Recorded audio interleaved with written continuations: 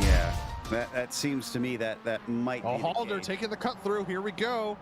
He's going to close in on Silva. He took the cut through on the corkscrew last time too. Is he going to do that again here?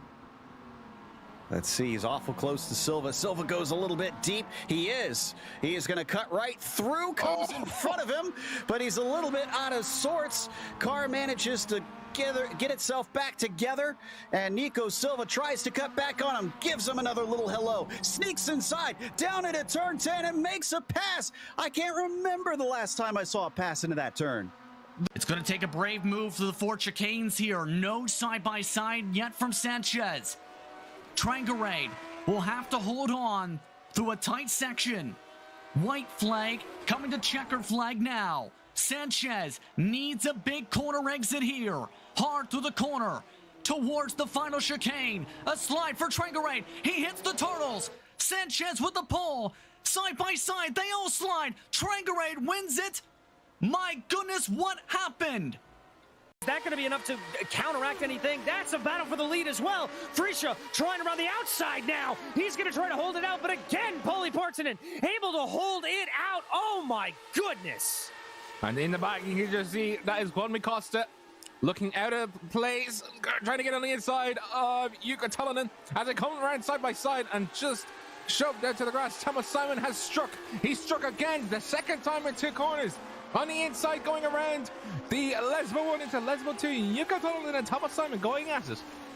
As we jump back to the car number 66 in 9th position, that is going to be Steve Gray looking to make the move on Alexander Wilfred on the outside, making it nice and tidy. Hold on to your hats, come on. Don't do it now, gentlemen. It's still a bit too early.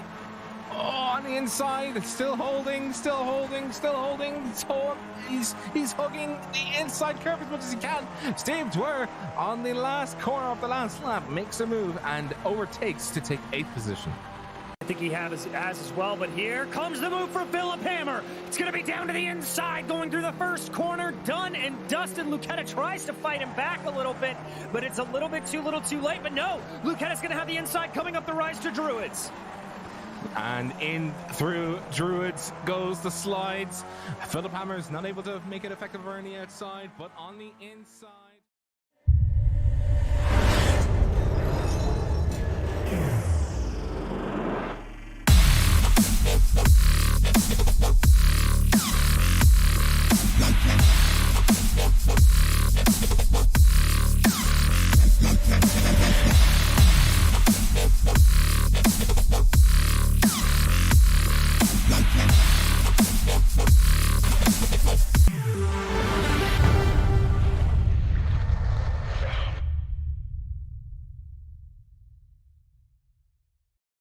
Hey there, I'm Nicholas Dubois, co-founder of Advanced SimRacing.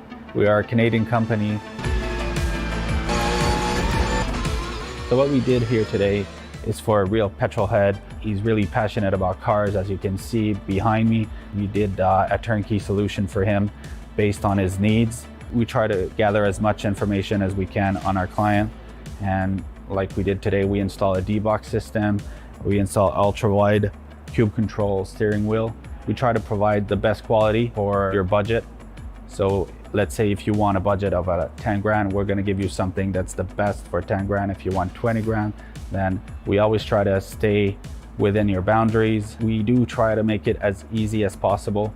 So the client, once we install everything, it's pretty much gonna be a turnkey. So he's gonna press start on his computer, and right after, we'll try to explain everything, how it goes, how it works, and then he's ready to go. Our aluminum is from USA, treated in Canada, cut in Canada. So we do sand all our aluminum piece just to make sure the powder coat sticks to it. And that's one of the reasons why we use powder coat, is to make sure you have the best aluminum finish in the industry. And our quality is beyond what you can get with any other competitors right now. We are really, really passionate about all the gear, all the cockpits, all the sim hardware, and that's why we want to create something that's really going to reflect our passion into our product. Come visit us at advancedsimracing.com. You can always reach us if you have any questions. You can call us, you can text us, You can go on Facebook, like our page, ask us questions over there, and we'll make sure to answer every questions there is. We are very passionate about what we do, and we try to make it as easier for you to go into the sim racing world, because there's a lot of gear, there's a lot of options, but let us guide you through your process, and let's hope you'll be an advanced sim racing customer.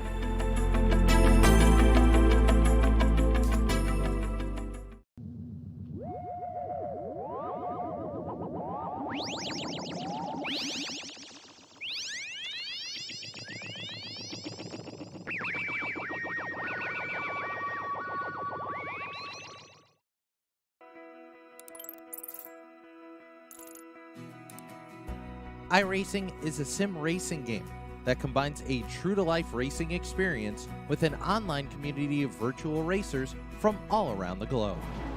iRacing offers a multitude of officially licensed cars and tracks, laser scanned with millimeter accuracy. Their car models and mechanical systems are based on real-world physics, engineered in cooperation with manufacturers and race teams.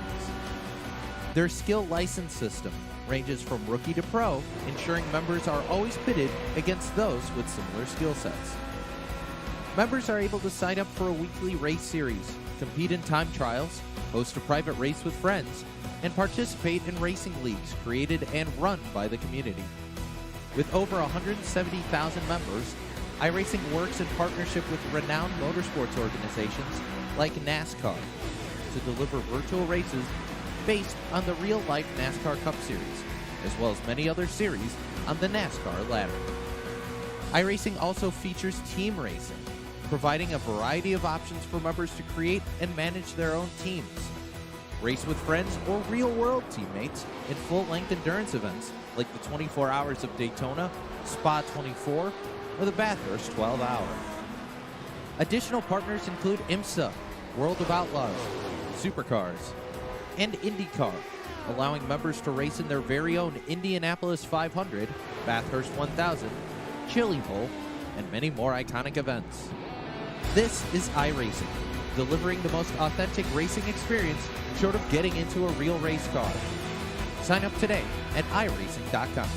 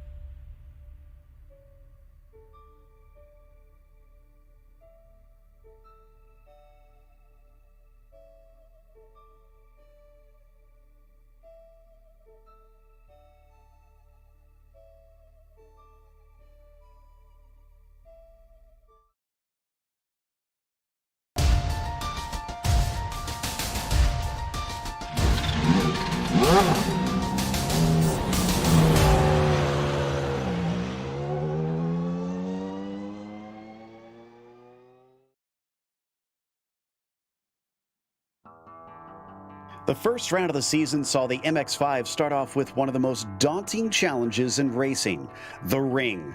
Carrying on that old school feel but severely shortening the lap length, Oulton Park will feel a lot like the same song, different verse. How will they manage it? We'll find out soon as we get ready to watch round 2 of the PRL GT Pro Series, and you'll see it all live here on the Global Sim Racing channel. Hi, I'm Joe Peak, and with me in the booth is DJ Clark. Behind the scenes is our director, Zach Johnson, and he's using cameras provided by Dougie Beard. A little later, we'll head off to the opening round of the GT3 Pro-Am series at the Red Bull Ring, but before we do, let's get familiar with Oulton Park and head to our track guide.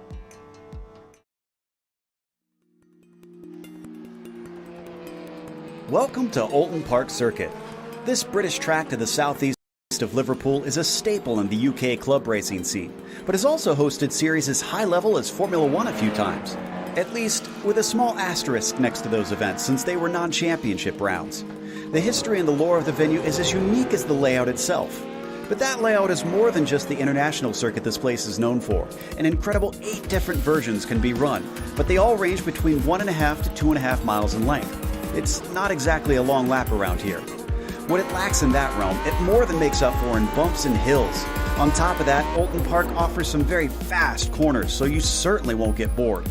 Turns like Island Bend, Knickerbrook, and Druids can be utterly fearsome depending on which chicanes are at it. But even the slower corners often involve blind crests or kinked entries, making passing a very difficult prospect. In modern day, the place is mainly visited by touring cars, GT cars, motorcycles, and Formula 3. But here on iRacing, it's quite popular with the vintage community. Needless to say, this is a track that carries on the British tradition of fast, old-school style circuits that challenge and thrill drivers. It'll no doubt be a blast for both our competitors and fans today.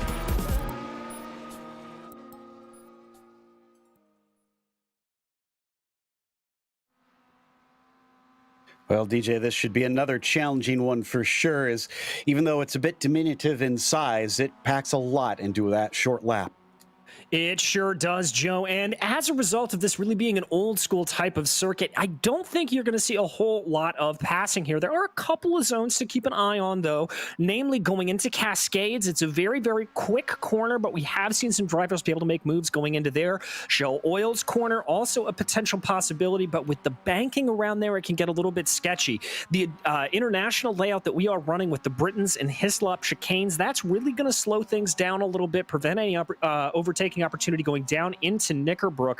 However, drivers have to be very, very careful there. The tire barriers around those two chicanes, very, very solid. The other corner to watch out for, well, that is really the penultimate corner here, Lodge. It's a pretty hard braking right-hander as you start to head up the hill towards Deer Leap. We can see a little bit of side-by-side through there. It'll certainly be fun to watch, but before we get to the racing itself, we want to mention our sponsors because our broadcast is brought to you by ASR. Owned and operated by passionate sim racers, Advanced Sim Racing designs and builds the sturdiest and most durable aluminum profile racing simulation cockpits available in the market today. Visit them at advancedsimracing.com. It's also sponsored by RaceLab. RaceLab helps you to improve your driving skills. With modern overlays, race statistics, and native VR integration, you can get the best out of iRacing. Start using it now for free at racelab.app. Today's broadcast is also proudly sponsored by ButtKicker. ButtKicker products add an incredible immersion and realism to any game. Feel every nuance and truly put yourself in the driver's seat. Check them out at thebutkicker.com. And finally, the PRL GT Series is brought to you by NinjaTrader. Ready to compete against the financial markets? Supporting over 60,000 users across the globe, NinjaTrader provides award-winning trading software and brokerage services. NinjaTrader is always free to use for advanced charting, backtesting, and trade simulation. Visit NinjaTrader.com to get started with a risk-free trading simulator and start tracking your performance. Now, as we take a look at the championship after our first round, of course, with Danny Cervantes taking the win. He is our current championship leader over there. Bradley Hawley and Peter Newhook behind them, tied at 3 points behind each, with some of those bonus points helping out those two, with Kevin Bergquist in 4th and Parker Muirhead in 8th. But we're missing Danny Cervantes here, so not sure if he'll be able to try and keep that points lead after this one's over. We have have a team's championship. How's that one sit, DJ? Well, in that, Joe, it is the Miata Mafia off to a very strong start here with 56 points, 18 points ahead of Fossil Racing Bone, but a very, very... A very close race there between basically second through fifth, it seems, as Bone, Five Motorsports, Crikey No Brakes, and OGR have only about 3 points between all of them. Now, if we head on over to the race details, it's a little bit different from what we saw in the first round. That was unique because of the Nürburgring. It is not lap limited for the rest of the season. It's going to be 35 minutes for every race. And it's an open setup series. Even though these are pretty basic cars, they'll be able to do at least a little bit of trying to get them to their liking, and comfort will probably be at a premium out here at this track. And of course, we have a drive-through penalty at 13 incidents, disqualification at 17, like we usually do. And there's your bonus points that I mentioned earlier that are able to be racked up. The fastest lap, the pole, or 3 incidents or less. They're going for that pole position right now. And up at the top of it, Bradley Holly has the provisional pole, which we're kind of expecting to be the case, as he has been very quick in the warm-up. He had about 2/10 over the nearest driver, which was Ian Cabana. And as you can see, Ian is right now in second place on our timing tower. So not much has changed going from the qualifying, or from the practice to the qualifying. Oh, and just as I say that, Raymond Day gets much closer. Well, I say much closer. He gets up into second. It is still a full second between Bradley Holly and the nearest car. So he has got some sort of magic out there right now. And you can see Raymond Day coming through Cascades, looking to try and get going on another lap here to pick up speed and see if he can cut down on some of that gap. We've got a little over 20 cars that are going to be racing out there today. That'll be plenty around a track this short, no doubt. And the good news for the drivers is that it's not too hot of conditions, so they won't slip and slide around too much. But the bad news is it's actually pretty cool. So first lap or two, probably going to take some time to get the tires back up to temperature. And DJ, we're watching Bradley Holly here coming around to Lodge now that you mentioned earlier. Let's see if he can extend that gap even more. Well, I wouldn't be surprised if he is able to, as we mentioned before, looking very fast in qualifying, but he's going to pull on into the pits here, relatively pleased with that 1 second advantage that he is currently holding. So Bradley just going to take it a little bit easy as we focus back here on the 77. That's Raymond Day as he works his way around for the NinjaTrader esports team. Indeed, coming up to Druids. This is the one that's actually before Lodge. I always found this one to be a lot trickier than Lodge in my mind's eye. It's just that straightforward braking down here into the penultimate turn. Druids has that really crooked entry that's caught me out so many times. We'll see if Raymond has been able to manage it well as he heads through Deerleap into the timing line. He's been overtaken for second as Mark Kalin just put it at a 152.029, 51.316. Well, there we go. Raymond Day, 51.316 rather. Raymond Day gets himself back ahead very quickly. Yeah, he does indeed, Joe. And for our American viewers here who are really unfamiliar with this track, think of that run over Deerleap as a little bit like coming through turns 5, 6, and 7 around China Beach at Mid-Ohio. That sort of track undulation there, very, very similar to the way the car just wants to be offset. You've got to be very careful on your throttle. Make sure you don't put too much in there, otherwise the car will spin out on you. So watching some of our other drivers as the cameras follow the 77, and we've jumped up instead ahead of him to Mark Kalin now, who seemed to be quick for a moment. He's still 7/10 behind Raymond Day and about 9/10 behind Bradley Holly. So as he weaves his way through his laps, the much slower version of Knickerbrook with the chicane added in here. Oh, but still finding the car sliding around as he kicks up some dirt. Yeah, drivers are going to have to be careful there. You can pick up a 1X if you try to take Knickerbrook a little bit too quick through there, cut a little bit too much time. We'll have to worry about the incident limits there a little bit. Now he makes his way through Druids. You see how that car just wants to understeer there, slide off of the track a little bit. You've got to be careful and be on it. Let's see how he handles Lodge here. Easy braking, as you said earlier, Joe, and now up the hill and over Deer Leap. Oh, and he is also going to abandon his lap, so he's not happy with that. Maybe try to get fresh tires on it and give it one more go. Raymond Day's back out there, and I think he's on his out lap. And no, that one actually counted for him, a 51.5. So Raymond Day not able to improve, but still continuing on. This is Patrick Cowgill that we see in the number 31 car. That last lap, unfortunately, not counting for him, so he'll stay in 12th. Indeed, he will. Cowgill wasn't exactly looking the fastest during qualifying, or during practice, rather. About 12th is about where I would have put him. I think he'll be relatively pleased with that time out there. So Cowgill doing a pretty good job to be able to keep it up as it is. Looking to see if we have anybody who's on a pretty good lap here. And actually, Jacques Boucher might be doing pretty well. The number 5 car currently up by about 7/10 on his best lap, and he sits in 10th place. He's coming through Druids right now. Just one more braking event to go. Indeed, straight line braking through Lodge here. Get that car all the way over to the left. And there he goes, bringing it back up and over, trying to beat that 152.6. Let's see if Jacques is able to do so. I think he is. Yes, he is, with the tune of about a half a second there, if that time sticks, but it does not. He picked up an off track. Oh. All that good work gone to waste, unfortunately, and Bradley Holly has committed to his lap time. He is done with qualifying, so he seems pretty confident, and I think I would be after that pair of sessions really showed how much speed he has over everybody else. So let's see. Looks like Sidney DeSantos is also not going to get a qualifying lap, and we're waiting on Pete Bladon to set one in the number 7 car.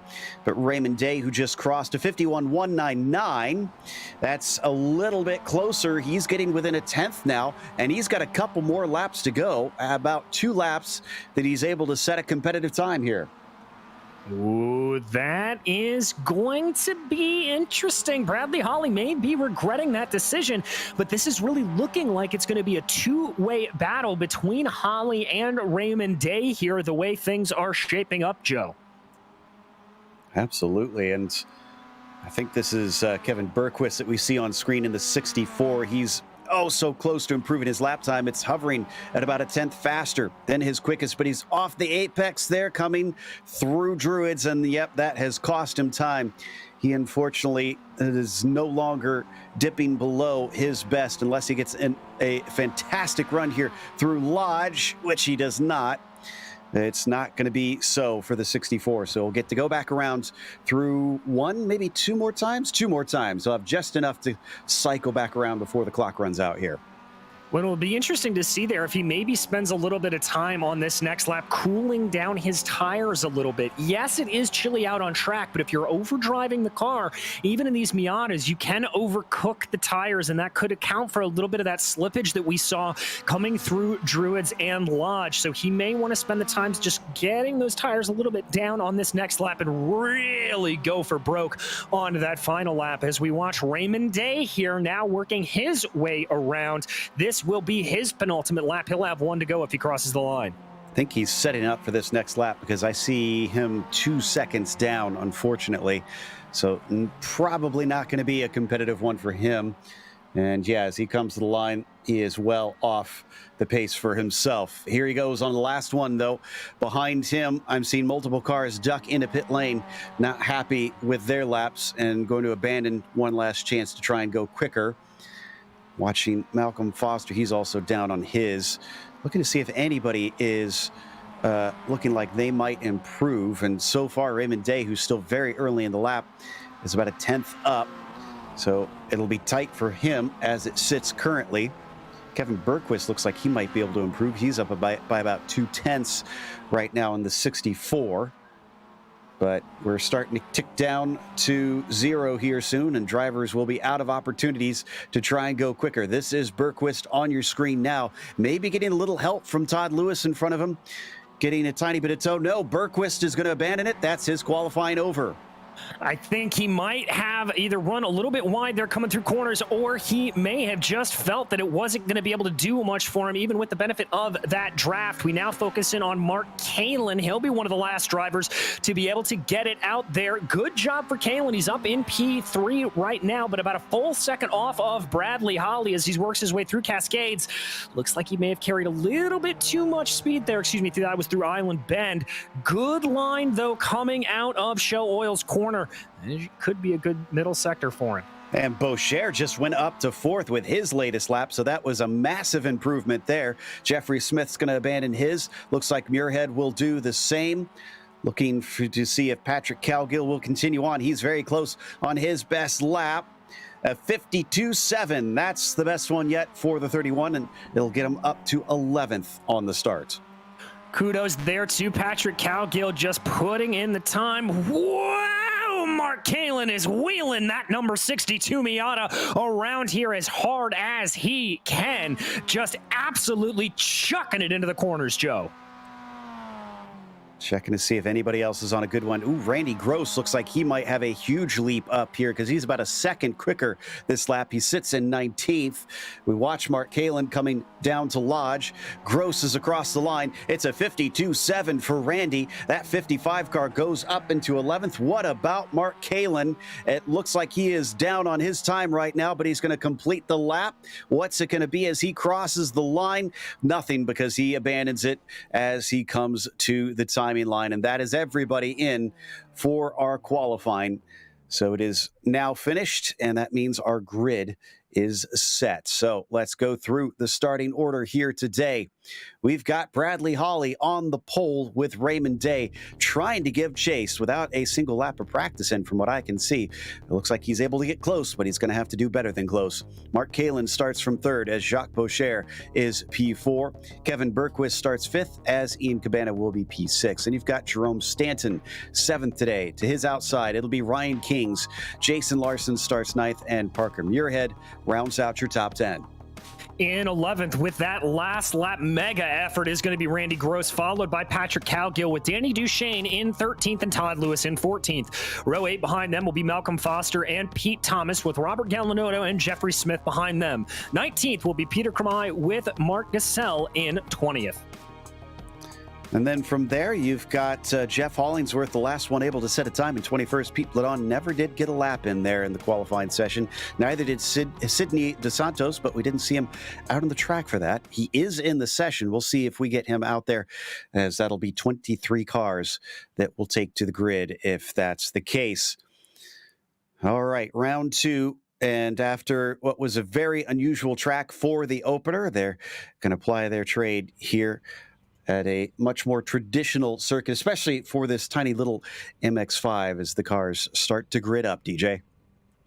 Yeah, indeed. And as you mentioned before, with the cool track temperatures, drivers are going to have to be really, really careful going into those first corners of Old Hall and Cascades. Tires are not going to be up to temperature. There's going to be a lack of grip. They're going to have to account for that and be very, very cautious. Can Bradley Holly hold the kind of gap that he was showing in the warm-up and in the qualifying session? Is he going to romp away with this one? Or is Raymond Day going to keep him honest? They're just about gridded up, so we should see them start to rev those engines pretty soon. Still do not see DeSantos out on the track. And we're getting a little bit of blinking, I think, from Jerome Stanton as well from 7th place. It looks like they're going to have to run out the clock on this one. Still about a minute left for them to grid up. So if we get DeSantos in here, then he could still manage to start from the grid itself and not from the pit lane. Do not see, nope, Stanton is out there, excuse me. So it looks like he is going to be able to start from the grid. So it's all down to Sydney in the 112 for us here at the start of round 2. Let's cross our fingers that this stays nice and clean from the start for these drivers, especially through those tight and twisty chicanes. We heard DJ mention how the tire barrels are essentially a solid object, so you can't clip those and get away with it. You're going to get damage if you find yourself making contact with them. Last 5 seconds, and it's looking like Sydney's not going to find his way out to the grid. So 22 cars going to start here today at Oulton Park Circuit. And the engines start to rev as the lights come up. Green flag is out. And Bradley Holly does not get going. Everybody has to try and take avoiding maneuvers. Someone even taking to the grass. And the front row just had a horrible start as Raymond Day also gets swamped. Boucher is going to go from 4th to 1st by the first turn. Oh my goodness gracious, it looks like Bradley Holly was just caught completely and totally napping there, and this has completely reshuffled that top order. It's Boucher, Kalen, Day, Bergquist, and Stanton, your top 5. Randy Gross's great qualifying was undone by a spin coming out of Old Hall, and he falls to the back of the field. Things shuffling around at the start with Boucher now leading Kalen 2nd, with Day falling to 3rd. Bergquist was in 4th, but he has some problems. Kings is going to be able to get by. They now come up to the braking for the highly banked Shell Oil Corner. Indeed, and Ryan Kings, the highest mover out of those top positions. He is up 4 spots to be in 4th right now. So a very, very good day for that number 43 machine. Looks like Bradley Holly settled in to 8th place here. So at least he's stopped the bleeding at that point, but he's now got a lot of work to do if he wants to try and take the win. Looks like we had a problem with a 358 of Giselle. He's off the course in Britain's, and he'll try and get that rolling once again as we now come into his lap for our leaders, and things getting incredibly narrow in there. Yeah, that is really a one-way street, Joe. You do not want to take it too wide through either Hislop's or Britain's chicanes, and drivers starting to get a little bit aggressive there. They're going to have to cool that. We've still got a whole another 35 minutes to go, and you do not want to end your race early in one of those very, very hard tire barriers in those chicanes. Credit to the 5, though. He's grabbing this with both hands, and he's already got an 0.8 of a second lead as you see him break down into Lodge Corner now. Mark Kalen trying to give chase, but he's going to have to do a little bit quicker than this if he wants to try and snatch that lead away, because the first lap up at the front, it is going to be Jacques Boucher, your new leader. It is indeed, and this top trio here of Boucher, Kalen, and Day really starting to pull a pretty big gap back to Ryan Kings. He's about 1.4 seconds back. You can see that visualized on your screen right there. So a little bit of a train starting to form there behind Kings as those top 3 pull away, and Kings goes wide coming through Cascades. Oh, multiple drivers been having problems here off of the corners. I saw at least one in Old Hall here on the second lap that lost speed. So Stanton's going to be able to get ahead, and Bergquist now under threat as Stanton wants one more, but it's not to be as the door is shut behind him. Bradley Holly had a magnificent move around the outside of Cascades to put himself into 7th. Yeah, Holly on a little bit of a charge here, but I've got to commend him. He's not going for broke. He's just picking guys off slowly but surely, one by one. That is Kings right ahead of him. He is very collected. You can see that stoic demeanor that we've come to expect out of Bradley Holly. And he's got plenty of racing left, and the good news is he's only got 3.7 seconds to make up to the leaders right now, so he hasn't lost a whole lot in that. It's not like he's got a whole 10 to a dozen seconds to try and catch up. This is definitely doable. The question is, how much time will he lose trying to make overtakes, and can he make them as well? Well, that was a little bit of a close look there between Bergquist and Stanton. I think, whoa, that's going to be Stanton trying down to the inside of Bergquist as they come through Druids. That is not normally an area you see that happen. Kevin just went a little wide coming over the hump that takes you off of Druids. Behind them, looks like Holly's going to try and attack now as he's able to get past Ryan Kings, who continues to bleed spots. Although granted, he started from 8th position. He's still up 1. He's in 7th even after that overtake. But Bradley Holly with a fantastic run coming off of Old Hall. He's going to try and overtake Kevin Bergquist into Cascades. He's got the inside this time, and he's got it done. Holly on a mission here. Oh, is that too wide up front? This is a pass for the lead. Mark Kalin on a run. Something must have happened to Boucher because he's about to lose 2. And yes, indeed, Raymond Day goes up into second. But Mark Kalin, your new leader, is that another off track? It was indeed. Coming out of Cascade, Jacques Boucher just went a little too wide into the grass, and that hurt his momentum. Yeah, indeed it did. Really threw him off there coming out of Cascades there. We don't really like to think of this necessarily as a momentum or a rhythm track, Joe, but you've got to keep up as much momentum as possible, especially in these relatively underpowered MX-5s, as here comes Raymond Day trying to make a move to the outside. Breaking hard down into his lops. Is he through? Fighting back. Looks like Kalin wants to try and keep this lead as long as he can, but I'm not sure that he's going to be able to do it. Yes, indeed. Raymond Day is now your new leader. We've had 3 lead changes already.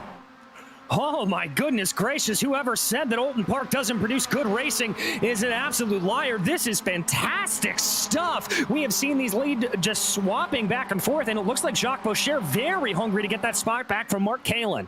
The bad news is this is slowing them up, and this is helping Bradley Holly out. He's already got it down about 1.7 seconds, so he is gaining on these leaders with all the side-by-side racing they've been having out there. Up and over the crest once again through Deer Leap, and starting on lap 4 now, Raymond Day leads Kalin, but can Kalin hold on to second because Boucher looks mighty interested in that second spot? He does indeed, and Kalin did not get a good run there through Old Halls there. You see that is Boucher looking down to the inside a little bit. Oh, big contact in the back. Oh, and it sounds like it was a 3-wide situation based on the radio chatter that I am hearing, and there's some upset drivers. Duchesne, Lewis, and Cowgill discovered how narrow of a track this one is, and Cowgill comes out the best of them. Indeed he does. There is Patrick. I'm not seeing a whole lot of damage to that car. It doesn't even look like there's wing mirror damage, so a little bit surprising there for him. Yeah, 3-wide situation coming through Old Halls. I think we all knew how that one was going to end up. Trying to see if Cowgill even had any contact. If he did, it was very minor. We're going to see the replay here. And you can see Cowgill's on the outside. Oh. Yep, and that appears to be the other two just finding themselves off at the sidelines in the meantime. Yeah, and Cowgill, oh, by the hair on his chinny chin did he get by on through there.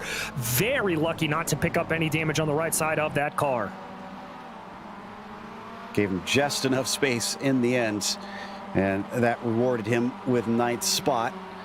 So as we come back to our leaders, looks like they've spread themselves out a little bit now. Day leads Kalin, leads Boucher. Stanton's still in 4th, but Bradley Holly has caught up to him, and that's who we see on screen. The green car of Jerome Stanton with not the best exit coming off of Lodge.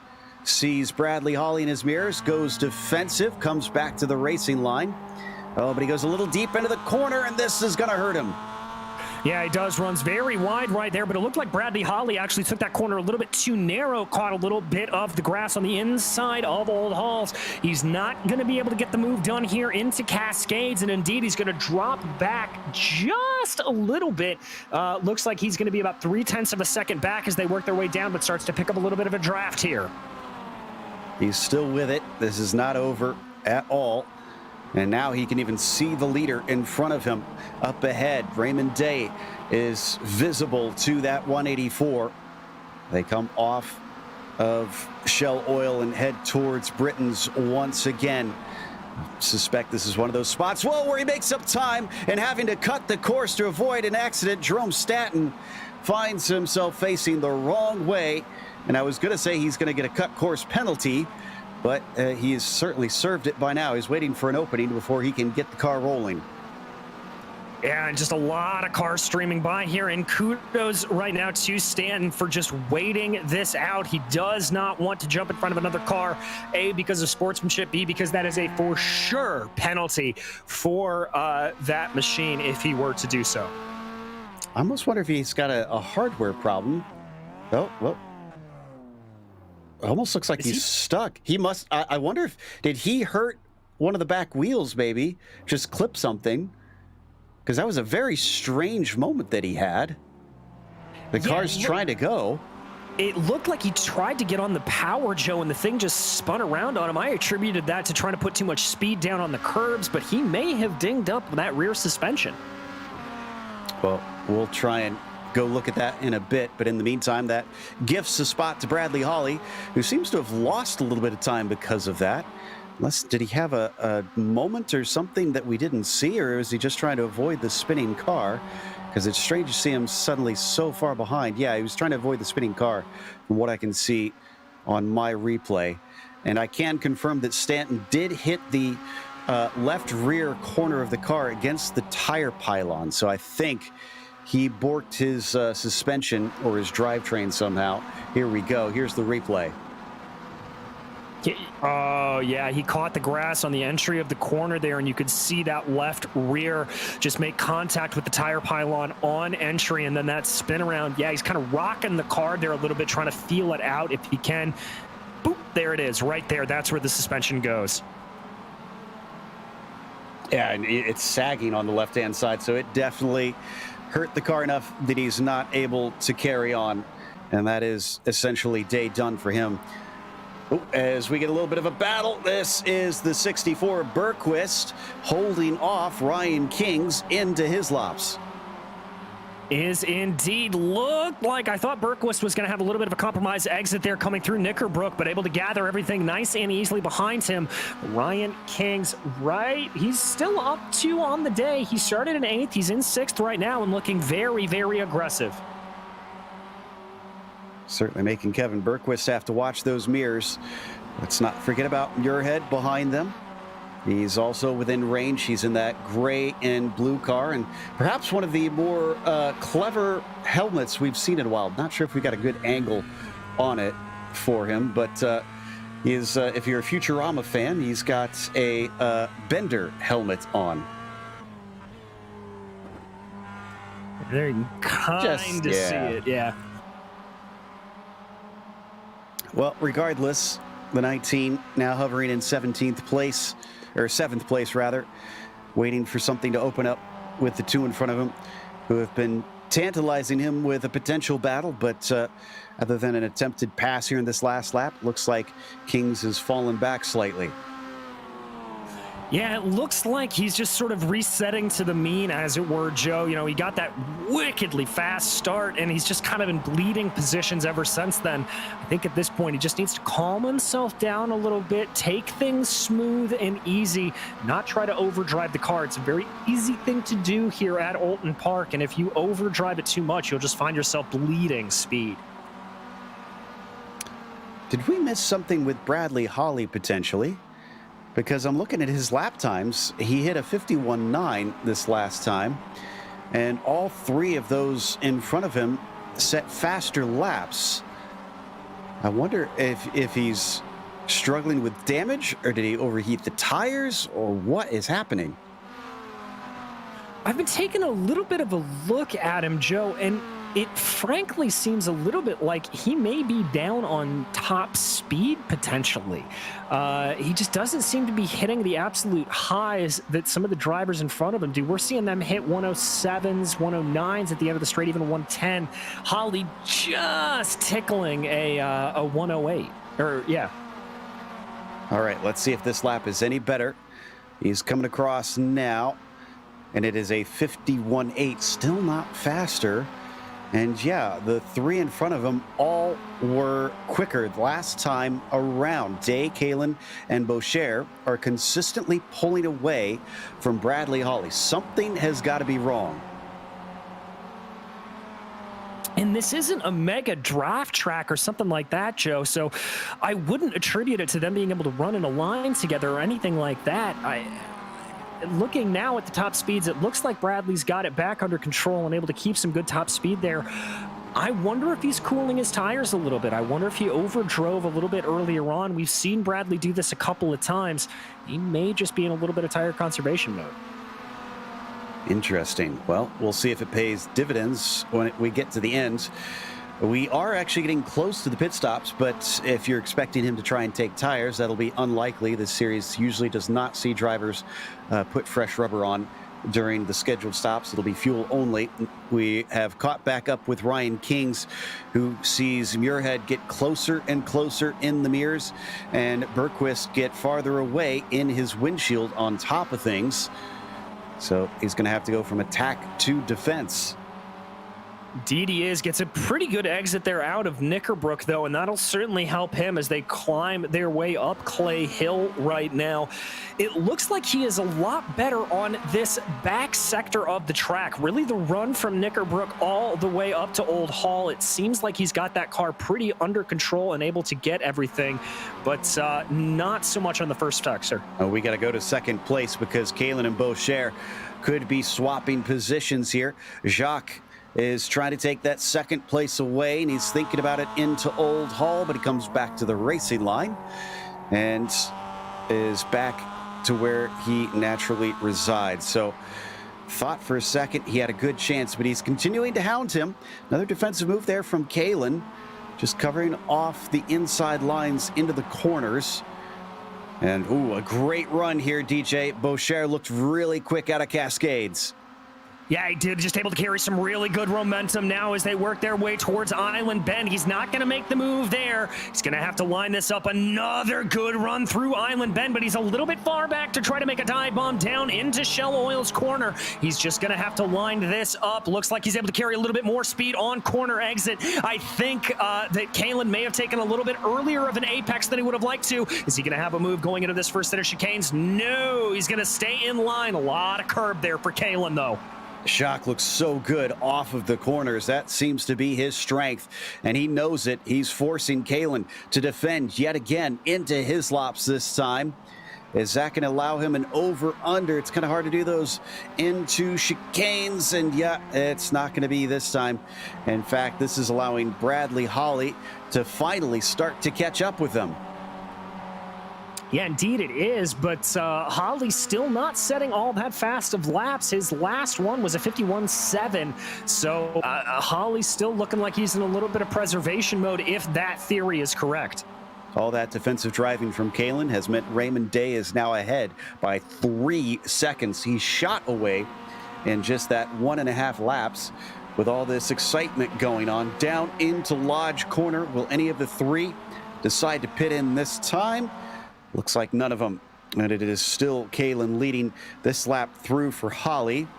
Was a 51.9. Still not seeing any sort of improvement, but this time the racing gods have smiled upon him and brought his next cars to him instead. Yeah, indeed they have it. Just look at those lap times of 53 there for both Kalen and Boucher. You see what all of that battling is costing them. Just mega times. Maybe a little bit of a wide run as we've got one of our first takers down pit lane. It looks like two of them. Oh, that's such a tight pit entry. I think Thomas may have missed his pit stall. If you've got one of the ones at the very end, it's blind coming in there. And yeah, he missed it and had to back into it. That is unfortunate. Looks like Galanotto is in. Pete Bladon has already finished his stop. He is done and out there. Looks like Randy Gross has as well. Indeed, as we focus back on this battle for P2, little bit of not of a great exit there for Jacques Boucher coming out of Britain's. Is this going to open up the door to Bradley Holly, or is Bradley Holly going to choose the better discretion here as the better part of valor? He's going to back it off a little bit, see if he can maybe force another mistake out of Jacques as they work their way now down through Knickerbrook. Good runs for all three cars. I'm not seeing a major advantage to any of them. Nope, the Canadian stays ahead. Even though we've seen some threatening out of Bradley Holly. They come into Druids. He still could have a decent chance on this one. Mark Kalen is the black and white you see at the front of this trio. Down into Lodge, still at about 3.5 seconds behind Raymond Day. Closing in under braking, Jacques Boucher showing that grill bigger in the mirrors of the 62. Still nobody ducks into pit lane.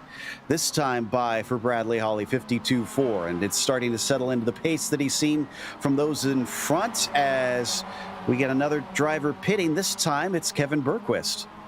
So that is going to make Bergquist our highest pitter here. Ooh, a little bit of a defensive move there for Jacques Boucher, trying to head off anything from Bradley Holly, but I think that may compromise his exit. No, it's going to bring an attack. Here he goes on Mark Kalin. Gets to the inside, coming up to Island Bend. It'll take a brave soul who holds it around the outside of this swift left-hander. Does Kalin have the stones? Doesn't look like he's got the grip, is more the case. And Bradley Holly's going to try and send it around the outside of the hairpin, but nothing doing there. Oh, wide off the corner, and he's going to spin back across. Contact made between the pair. Kalin keeps it out of the barriers, but Bradley Holly now for sure has damage. And how Mark Kalin kept that thing pointed in the right direction is absolutely beyond me, Joe. That was some stellar car control coming off of the corner. He was pushing with all his being to try and get speed out of that thing, and he pushed too hard, went off the track. That sent him across the course. Holly didn't lose too much time with that contact. He's still within touching distance of Jacques Boucher here. So he could find second place, but then it's really going to be tough for him to chase down Raymond Day. It's shot up to about 5 seconds that he has to catch up at this stage. Into Druids they go, and somehow all three are still carrying on.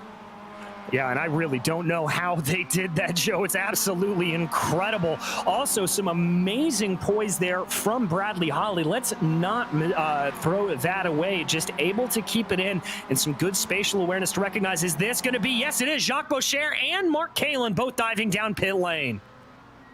Managed to get in there nice and smooth behind them. Wow, Ryan Kings made up a ton of time chucking it in. And we'll see how much that gains him when they get out of their pit stops. You can see a few of the drivers still experiencing damage repairs in the pit stalls. We're waiting on Muirhead and Holly to pit in. Looks like Cowgill's also pitting. Jason Larson going to join them. So this is probably just about at the end of the pit window. Day is back out, and he's got a huge gap to the next car back, which is Boucher. Boucher returns, just leading Mark Kalin by a few car lengths. And where did Ryan Kings come out? Oh, Kings had a very slow stop. All that time that he gained on pit entry has been thrown away with a 4-second slower stop than most cars. I'm not entirely sure what accounted to that for Ryan Kings, but yeah, it definitely set him back down the order. He comes out in 8th. But of note, Bradley Holly, Parker Muirhead, and Danny Duchesne yet to stop in front of him. So he's got some work to do. That's a lap car that he's getting around there right now. That is the 719 of Jeffrey Smith. So only 3 cars able to make it as far as lap 12 and keep going. Bradley Holly's lead, remember, is temporary because he needs to stop for fuel, and we expect Raymond Day to be out ahead of him easily, especially with a pretty average stop for Raymond Day, unless we have something that is mighty short here for the 184. Not looking like he will be able to play a game of leapfrog. Here we go. Is he pitting in this time? Yes, he is. Really carrying some pretty good speed in there, but is able to get it down to that pit speed limiter. It looks like Parker Muirhead also coming in behind Bradley Holly. Now, this should be a slightly quicker stop for Holly, but it's certainly not going to make up that full 5 seconds that he needed to on Raymond Day. There you can see the live counter on the bottom of your screen. Yeah, Day just came out of Lodge now and over Deer Leap. We might catch a glimpse of him off to the right-hand side. There he is. And he is past Bradley Holly, who starts to take off. The real question is, can Holly pass Boucher and Kalin? He's going to try. It's going to be very, very close between them. Boucher is going to be side by side. He's got better momentum. Now comes Kalin as well. He manages to get up alongside, and he's got the inside down into Cascades. Job isn't completely done until now that Bradley Holly still has to settle for 4th. Oh, that is going to be heartbreak there to Bradley Holly. He was about 3/10 slower in that pit stop than his compatriot there, Raymond Day, and really cost him. But this battle up ahead between Boucher and Kalin, if they duke it out again, that is just going to be another gift to Bradley Holly to potentially get him up into those podium positions. Yeah, what he needs right now is those two to really set their sights on each other and not him, so that they can cost themselves time. as they head into the first of the 2 chicanes. Nobody's slipping up this time out, but we're down to 10 minutes left to go. There's going to be fewer and fewer opportunities. Shockingly, it does take a while to get around this place despite the short lap length. Nearly 2 minutes on your typical lap to circulate here. Yeah, and that really is because of some of those slower speed corners, specifically that Britain's and Hislop chicane there really slows the car down. They're not able to reach top speeds, and obviously these Mazdas not exactly known for their lightning quick in a straight line prowess. But oh, is that a look from Kalen? He's gonna try for it, going through Druids. Can he hold it? They're going to be side by side. Are we going to see our second 3-wide situation? No. Bump draft coming from Bradley Holly, trying to help out Mark Kalen, sending him deep down into Lodge and finding an opening to the inside of the turn. Can't get the pass done, but it was a valiant effort. They now head towards Old Hall once again, and I think it looks like Boucher wants to fight back. Defensive move out of Mark Kalen denies him for now, but he goes a little wide at the apex. Does indeed. There you see the move from Jacques Boucher. He's going to try to take it out into that little kink now, but he's going to have to go the long way around Cascades. It's not going to work out, but that's going to open up the door to Bradley Holly. There he goes on through up into the podium position. I'd say Holly's turned into quite the roadmeister here. He is now up to 3rd and onto the podium. Unfortunately, he's not looking like he's going to get that win back that he started on pole hoping for. Still, 2nd place could be salvaged if he can go by Kalen and drop these 2, but that is going to be easier said than done, the way that these 3 have been hanging around one another for the entire race practically. Yeah, there is almost absolutely nothing separating these guys, Joe. It's really incredible battling, but it looked like there that Mark Kalen didn't exactly get the best run out of Britain's. They cross over Hilltop there. Is that going to be Bradley Holly thinking about a run down into Hislop's? No, he is not going to go for it. Going to stay in line here, try to get the best run through Knickerbrook that he can. Down out of the 2nd chicane. And your order is Kalen, Holly, Boucher for 2nd, 3rd, and 4th. Raymond Day is 6.5 seconds ahead and basically cruising to a win at this point. All he has to do is keep the car in a good state. Off of Druids, Holly gets a fantastic launch, and he's going to have to go around the outside because Mark Kalen defends once again. But this is going to be a shallow entry. We could see an over-under here. And that's exactly what Bradley Holly was thinking about. He doesn't quite get it sold there, but he's got a little bit more speed as they cross over the start-finish line. But he will have to go the long way around Old Hall here, trying to hang it out. Again, looking for a little bit of that over-under, taking a later apex. But once again, Mark Kalen being very, very defensive, just planting that car in the middle of the road. Forcing him to choose the outside line into Cascades. We've seen Holly make moves around the outside of there, but it doesn't stick this time. In fact, he hampers himself, and now Jacques Boucher has great interest in that podium once more. They come up to Island Bend. I don't think Boucher wants to try too wide through there, and indeed, he stays put behind the bumper of the 184 car. He's not going to go for it. Single file going down through Shell Oils. There again, that later apex, Holly just continues to take, allows him to carry a little bit more momentum into the corner, a little bit more momentum out of it. It's a good line for him there. They come through Britain's. Ooh, a little bit of a wide run there for Mark Kalen, but it's not going to be enough to cost him any position, I think, as they work their way down into Hislop's. This is where most of our attention has been, but honestly, they've been giving us the good chunk of the action for all of the race. I've been trying to look through to see who else has potentially been a hard charger, and I think the most positions we've really got gained is from 21st to 15th for Jeff Hollingsworth right now.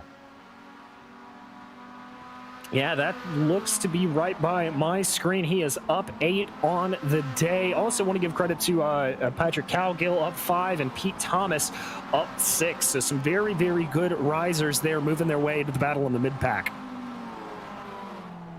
Indeed, and I see a couple of them coming down Hilltop and into the 2nd chicane. That's Thomas in the green car and Randy Gross in the 55. Now, Randy is actually back exactly where he started this race in 11th. Remember, he spun off at Old Hall in the very first corner. I'm not sure if he got help for that, but he's only been able to basically return to the status quo for himself. And do we have another pass for second? We have an attempted a pass down through Cascades. This time Hawley manages to get to the inside. Kalen can't fight it off, and up to P2 goes Bradley Hawley. And you saw there Mark Kalen trying to get his car down to the inside, willing it to the inside before they got to Island Bend, but just not happening. Oh, is he going to try to move down into Shell Oils? Yes, he is. They're side by side through the banked corner. Hawley gives him space, but he's going to launch off of the outside using that banking to great effect. Do they dare go too wide into Britons? They're going to try it. Hawley goes deep. He's going to have to keep it on the course, which he does, and this gives great momentum to Jacques Boucher back there on Mark Kalen. Now he gets to attack as they come up to the second chicane once again into his lops. This last time it worked out with too wide. Will it happen a second time? Yes. Lightning can strike twice. A little drag through the dirt for Mark Kalen. That sends him backwards and actually helps Bradley Hawley, who's finally got himself a gap. Wow, Joe, we said you can't go too wide through there, and Bradley Hawley, Jacques Boucher, and Mark Kalen absolutely proving us wrong. That was some stellar driving and very respectful moves from all three drivers to get these final positions sorted out. Looks like there's a calm in the action right now, but these guys keep going at it the way they were. I don't think it's going to stay that way for too long. Want to give a shout out to Raymond Day, not just because he's our leader, but he DNF'd at the Nürburgring, didn't even get to collect points in that first round. He's going to have to use that one for his drop week if this is anything to go by here today, because as you watch that 77 around Cascades, he's going to get max points, and now it's going to be a game of catch up until they start taking into account those drop weeks. Yeah, it is indeed, and especially with Cervantes and Newhook not being here today, that's going to make those drop week situations very, very interesting, as ostensibly for Day and for those two drivers, they're not going to have a chance to make another bad race, whereas Mr. Consistency here, Bradley Hawley, currently in second, he, I believe, will shoot up to the championship lead at the end of this race. Yep, Hawley finished second place in that epic battle with Peter Newhook last time out, as we see this little battle starting to erupt coming down into Cascades. This is Thomas leading Randy Gross. We were watching them earlier. Randy really wants to get one more position so that he can at least have a net gain, but he seems unable so far to try and overtake the 99.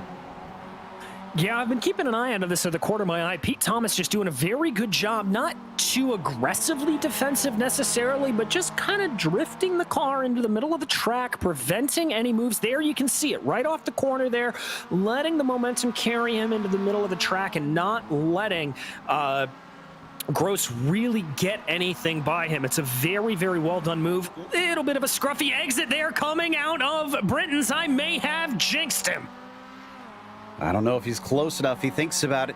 He's showing his nose, wants to try and shake him, but it seems like Thomas is too wise for that one. He sticks to his racing line and carries on, keeping that 10th position. But now that he's closer, Gross could potentially try and take a dive somewhere. We are 2 to go, by the way, so laps are running out. They are indeed, and rest assured that Randy Gross will know that, and he's looking a little bit more aggressive here as they work their way through Druids. Oh, you can see that car just kind of flitting back and forth as he tries to find the best line to get a move here on Pete Thomas. Oh, tries to stick one up the inside. That was from a long ways back, and it doesn't quite pay off. Looks like it hurt his momentum to boot. Yeah, it hurt him a little bit, but I've got to say here, it looks like Randy just has better drive off of the corner all the way around this track. Little bit of a better and cleaner apex there for Randy going through turn 1, but Pete able to keep him at bay for now. He needs about a half a tenth closer, does Randy Gross, to make any of these moves work. Now, we're hearing that Raymond Day may have been a little bit off the pace here. Is he shy on fuel? Is he trying to slow this up? Or what's going on? Because it's down to 6.8 seconds. His pit stop time looks like it should be within the range that he needs as we now turn our attention to Holly and Boucher coming around Druids. This battle for P2 continues. Will this be a battle for the win, though? Is Day too short on fuel? I can't really imagine that he would be, Joe. I mean, looking at his times, he was right in line with everybody else. In fact, just about identical pit stop times with Jacques Boucher. So he might be trying to save a little bit, but I don't think it would be that massive that he's having to completely lift and coast here. And I'm not seeing any major offs that time for Raymond Day, so nothing looks too untowards, but he just got the white flag. So if he was close, hopefully he saved enough fuel after that slower lap. Bradley Holly, in the meantime, still has about 3/4 of a lap to fend off Jacques Boucher to make the best out of a bad start to this race. Indeed he does, and I don't think Jacques is going to make this easy on him. You see how close he is there through Shell Oils. He's just trying to maximize it there. A little bit of a diamonding off of the corner for Jacques Boucher, trying to pick up a little bit of a draft here before they get into Britain's. Not going to be close enough to make an attack there. Bradley's got him at bay for now. And I can tell you that Gross did get by Thomas into Lodge this last lap, managed to outbrake him and took 10th away. Coming down into his laps now. They're still trailing Raymond Day, and it's down to 5.9 seconds, a few more tenths off, but not as drastic as what we saw last lap. Out of his laps in Knickerbrook. There's our leader now through Clay Hill and Water Tower and into Druids. Just has to make a couple more corners, and he is going to make up for a disappointing start in round one. Indeed he is. He's just got to make it through these final 2 corners, and victory will go to the number 77 and that NinjaTrader esports machine just over Deer Lip. Here he goes. Across the line, Raymond Day is your winner for round 2 in the MX5 Cup Series. Bradley Holly is able to hold on. It could have been a win, but second place is literally the next best he could do as Jacques Boucher finishes 3rd to round out the podium. And all 3 of those drivers, rather, 2nd, 3rd, and 4th, just putting on a truly stellar battle there at the back. Oh, we've got an off there. That is the 72 of Gallinotto, looking like he's having a little bit of problems coming through Knickerbrook there. He gets it rolling. So looks like that's done. Gross and Thomas are not done, though. Still about 0.8 of a second between them. Gross has got to be safe here around this last corner and not overshoot it. He does go in a little bit deep. Unfortunately, he could lose the spot. He's got to get to the end here. And unfortunately, he's going to throw it away in the last corner because there goes Pete Thomas, who takes 10th back right at the last gasp. Disappointment for the 55. And Gallinotto, well, he's not done with his battles either. Malcolm Foster could overtake him here, but that's not going to be.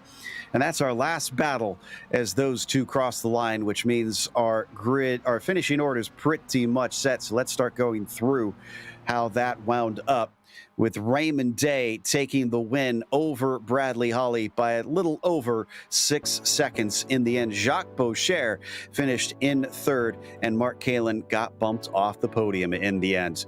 It was Kevin Berquist who took a top 5 as Ryan Kings was 6th, and then Patrick Calgill up 5 spots into 7th. Nicely done. Parker Muirhead was P8, Danny Duchesne was 9th, and Pete Thomas rounds out your top 10. Coming home in 11th place, it was Randy Gross, followed by Robert Gallinotto with Malcolm Foster behind him and Jason Larson in 14th. 15th was Paul Kermai, followed by Jeff Hollingsworth, your biggest mover of the day, with Mark Gassell and Pete Bladon behind them. And then behind them, we have non-finishers out there, Jeffrey Smith and Jerome Stanton. Yep, Lewis and Cabana, our other 2 DNFs with DeSantos a DNS today, could not make the grid, which is going to take us to our 2nd place finisher here today, Bradley Holly, who had a mysteriously poor start, and I guess that's where we can start with things. Is Brad, what happened at the beginning of this race? You had pole position, and then the car just didn't go anywhere. Oh, we're not hearing you, Bradley. Oh, sorry. I didn't put it in gear. That's usually a good thing to do if you want the car to go. From there, you fell down to 8th at the start. What did you do to try and set your sights on? Was the goal to try and get back for the victory, or was second place icing on the cake today? As soon as I made that mistake, it was basically damage control from there.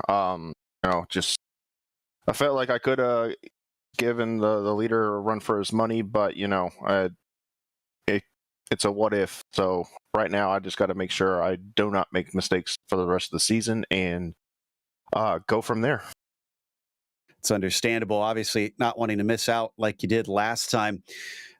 It's been 2 second places in that case, so that's not bad in terms of consistency. But next week we head off for a different track in the form of Long Beach, which is going to be a little bit even more punishing. Can you finally get that W? We'll have to see next week. I got some redemption to do after the last time we were at Long Beach, and I had some misfortune there. So I'm going to put some laps in and see what I can do next week.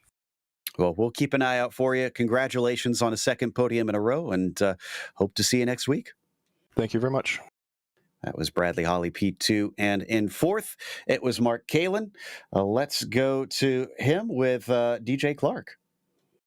Mark, it seems like every single time we took a look at you on screen, you were involved in a battle there with both Cher and Bradley Holly. Talk us through what that was like from behind the cockpit. Well, firstly, let me ask you something. Did you all enjoy that? Oh, we loved it. It was incredible. All right, good, because I had a hell of a good time out there. Yeah, it was super fun racing with Brad and I guess his name is it Jock? How you say that? And then Raymond. Which Raymond ended up just blowing me away after my tires started fading a little bit. But that was so much fun battling back and forth with those two and just trying to hang on to that podium spot. And unfortunately, it just wasn't meant to be. But man, had a blast. Well, obviously, when you're doing a race like that, I mean, you're kind of focused on the guys around you. When Raymond started to pull away, were you a little bit upset that win looked like it was starting to slip away, or were you just focused really hard on that three-way battle? Honestly, a bit of both. He started gapping me a little bit there, and I was like, okay, what am I doing wrong? How can I catch up to him?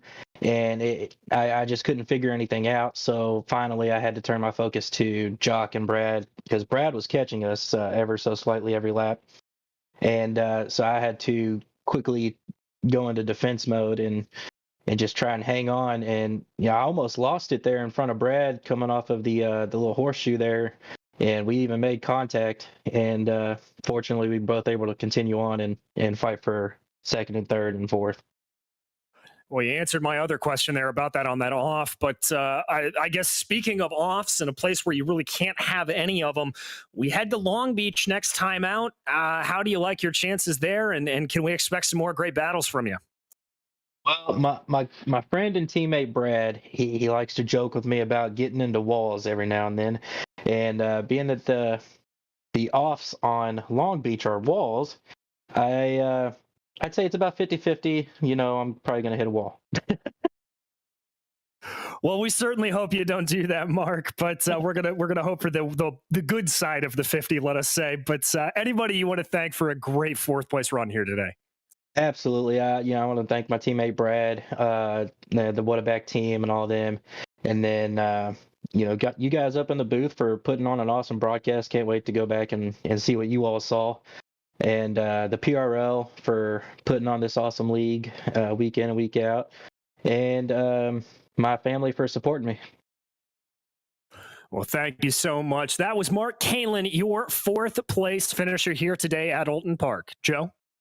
That's going to take us to a quick break, but don't go away. We have more racing coming up with the GT3 Pro-Am series at the Red Bull Ring. Join us here soon.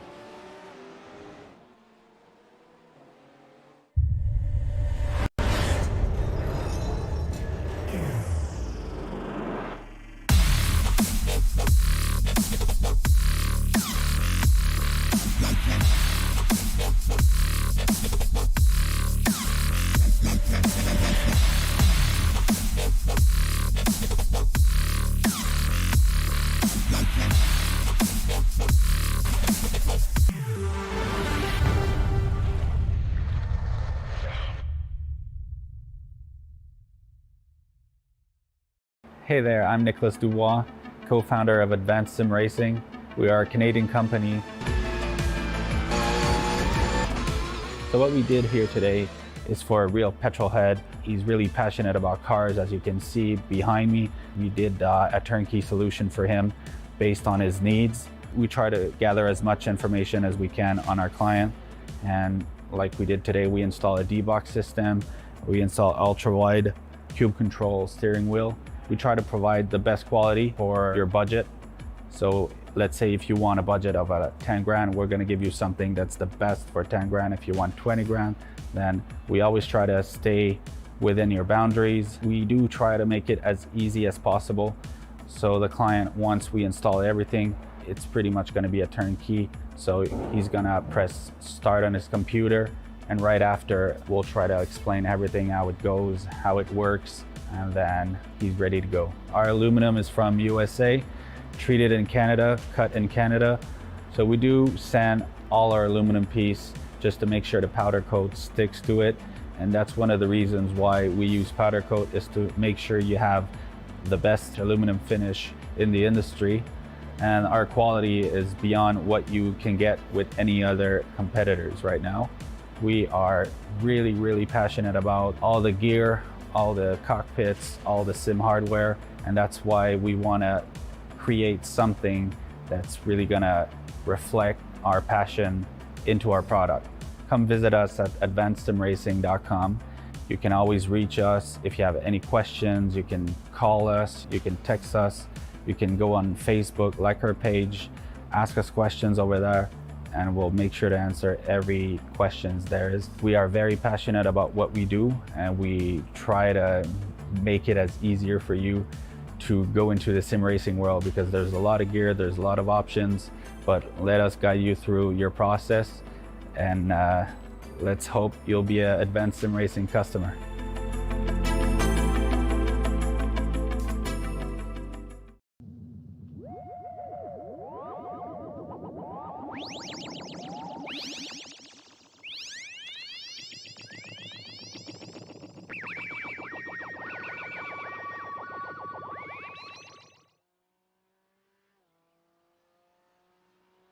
Welcome to the Red Bull Ring. We're here for the GT3 Pro-Am series here in the PRL.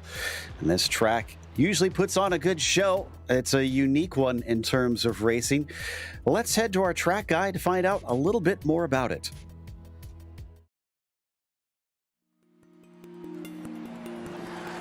Welcome to the Red Bull Ring. Located near Spielberg, Austria, this track began life in a much more fast and sweeping format.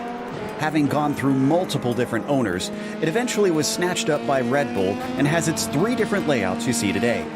While they range roughly between 1 to 2.5 miles in length, the thing they hold in common are fast straights, hard braking zones, and very few corners. In fact, the longest and most common layout, the Grand Prix course, has only 9 of them. Spots like Rebus and Gosser are the most popular corners for overtakes, but both involve dramatic elevation changes. Each have their perils. Remus tends to see drivers make contact when the blind cutback often goes wrong, whereas Gosser tempts you into braking far too late, and the downhill nature shoots cars miserably into the gravel. A few swift bends still scatter the track, with turns like Lauda, Rent, or A1 really testing a driver's accuracy at high speeds. However, most of them don't send you off into the grass. Rather, there is a lot of paved runoff. But they often include some nasty curves most cars will want to avoid hitting, as they've been known to damage suspension and undertrays. A variety of types of racing compete here, with everything from lower Formula open-wheelers to motorcycles, touring cars, and all the way up to Formula One holding events regularly. Set among the gorgeously picturesque Alps, and including great racing on a challenging and history-rich circuit, it's easy to see why fans and drivers are both eager every time they come for a race.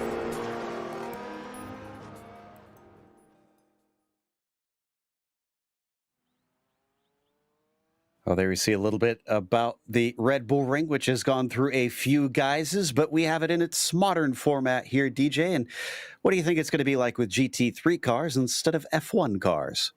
Well, Joe, I think it's going to put on just as exciting of a race as we've seen so many times. Great opportunities to overtake around here and some great opportunities to fight back.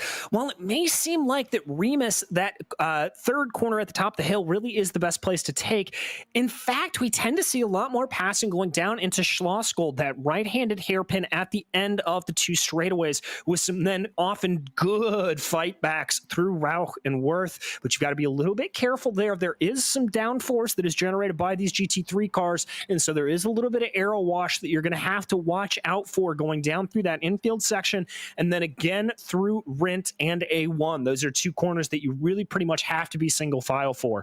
But I think fuel strategy can play in a little bit here. I wouldn't be surprised if we see some drivers holding back a little bit on those long straights, doing a little bit of lifting and coasting behind another driver. But one thing is for sure, you want to stay within about a second of the driver in front of you to get full effect of that draft. Absolutely. We'll see who's tricky enough to figure that one out in a second. But before that, I want to refresh you on last season, how the championship wound up. It was only the pros last time. This is a Pro-Am. We'll go over how that works in a second. But it was Rodrigo Mies who wound up 6 points ahead of Guillaume Levesque. Very tight through a number of the championships last time out here in the PRL. And the GT Pros was definitely one of them. And there you see La Charite there back by only 5 more points from Levesque as well. Then things got a little bit farther away. Karl Modhoff is surprisingly far, 33 points behind the leader with Ludicky, 36 behind him to round out the top 5. What about how the team's championship went? Well, Joe, in that team's championship, it was a little bit more spread out at the top, with ASR Able Esports holding a 90-point lead over Punto CL Racing Black, and about a 50-point spread back to Vendaval SimRacing Black. A little bit of a close battle there for third with Pure Sims Esports, but Davidson Motorsports a good 50 or so points back from them. So a little bit more spread out in the teams, but we'll have to see if that stays true this year or if things get a little bit closer. And here's today's race details for this first event of the season. However, it is only 9 races in this championship instead of the traditional 10, so just 1 less to go, but the same single drop week that they'll get. 40-minute races they're used to here in the Pro Series. It's an open setup one as well. But as before, they have the 13 incident drive-through penalty, 17 incident disqualification, and the 3 bonus points on the board for if you are good or quick necessarily. Now, if you're wondering how the pros and the AMs will work out, well, if you've watched the F3s in the past season, it's pretty much like that. If you are new to the Precision Racing League, essentially the pros and the AMs will race together in the same track at the same time. They are all racing for position. So there is no having to give way to the pros if you're an AM driver or vice versa. But they have their own points that they are scoring. So wherever you finish in accordance to the other pros, that's where your points will be for the pros. Wherever you finish in accordance to the other AMs, that's how your points are for the AM championship. Right now, in the last 2.5 minutes of the qualifying, Sean Dickinson is the highest of our pros right now, and Alex Trebert in the number 50 is the highest of the AMs, all the way up in his 6th position. 3rd row start would be quite a coup for him. Yeah, it would indeed. We're seeing some of the pro drivers a little bit farther down in the field that I would expect. Caven Norris down in 10th position right now. J.R. Williams in 11th. Good run there from Krasowski to get himself up into 3rd. And one of the things that I want to point out, we always like to kind of focus here on the makes and models of these drivers, as Dominic Olivier coming across the line, unable to go faster. We've got some real parity here. In that top 8 or so, we've got 2 Lamborghinis, 3 BMWs, an Audi, a Porsche, and a Ferrari. So a lot of different classes looking strong here this season. Got a few drivers that are still trying to set the last of their times and watching to see who is going to be able to get a quicker one this time across. There's very few right now who are improving, and they are not allowed to complete their hot laps. So you have to remember that these 4 laps get 10 minutes and 10 minutes only. So if you run out of time, the clock ticks down to 0. That's it. I see Dave Menino coming around as we're watching Olivier here, who sits in 2nd right now. Menino's in 6th position. Looks like he does not improve that time by. Olivier is on his final flyer. Looks like he has just enough time to try and get back around to complete this 4th lap. And Joe, and laps around here are about a minute and a half. We're seeing that hottest lap of the day at a 1:28.78. And whoa, Elliott White there bumping his way up to the pole with a 1:28.7, and Krasowski able to beat him to it. It is changing quickly, suddenly. So drivers are finding some time here as we see Olivier pull off to the side. And that last lap, unfortunately, did not count for him. So in the end, it didn't really matter all that much. Josh Slade going to be the last one able to cross the line in time. Nope, make that Jeremy Gonsalves just behind him. Looks like he's able to cross as well. Slade only gets 1 lap time, and it's a 30.9. That will put him into 29th. That means our grid is now set. So let's go through our starting order. It'll be Daniel Krasowski, who suddenly pulls a surprise pole position ahead of Elliott White. Sean Dickinson will be starting in the 3rd position. And then you've got Dominic Olivier in P4. Vicente Sepulveda will be in P5. You've got Vincent Trepanier, that's going to certainly be a tongue twister for us, starting in 6th, and Dave Menino starting 7th. Then it's our first AM on the AM pole, Alex Trebert, who will get a bonus point for that as well. He'll start from 8th, and Iago Moraes will be P9, with Tyler Campbell rounding out your top 10. Starting off 11th, it's going to be Caven Norris, followed by J.R. Williams with Arnaud Genet in 13th and Jean-Marc Tremblay in 14th. Tommy Brisson will be in 15th, followed by Ted Lowendick in 16th, with Gonzalo Fabi and Edward Nelson making up the row behind them. Danik Van Dale will be in 19th, and Alexander Breton will be rounding out your top 20. Marc-Andre Desjardins will be in 21st, Cody Hatch 22nd, and Jeremy Gonsalves will be 23rd. Then it's Joseph DuPont, P24, followed by Juan Benitez in 25th. To his outside, it's Dewey Kang, P26. Jean-Claude Langlois will start from 27th, Jordan Kuhn 28th. Last one to set a time, we saw him cross the line, Josh Slade, with about a second to go in 29th. Michael Davies, Kwok Nin, Aaron Webb, and Jerome Bertome will be the final 4, and they did not set times. Interestingly, Michael Davies is the only one in the pros who did not set a time. He's got a lot of work cut out for him. Yes, he does, but the one thing he is going to have going for him is the fact that this is a track that is relatively easy to pass on, so he will be able to make up some positions here, I have to imagine. Yeah, you would expect so. And here we go. Pace car already taking off, but the field's not going. There we go. Eventually, they're able to creep away. Still not seeing Daniel Krasowski taking off. Finally, he gets that BMW up and on its way. So, bit of a mysterious late start for our drivers, but they do have time to try and catch up to the pace car before we get to the green flag here. Half a pace lap, and then they're on their way. It is pretty good conditions out early in the morning here at 9 a.m. virtual standard time, 72 degrees Fahrenheit, so relatively cool. And it looks like Krasowski is getting a very early start as he's already taking off, and the green flag is out. So what an unusual kickoff to today's race, as Elliott White will fall down to 3rd. Sean Dickinson up into 2nd there. They come up into Lauda for the first time. Little bit of battling there in the midst of the pack, but so far so good. Up and over the crest of the first corner. Just a couple cars going a little bit off into the paved runoff. Otherwise, we're clean.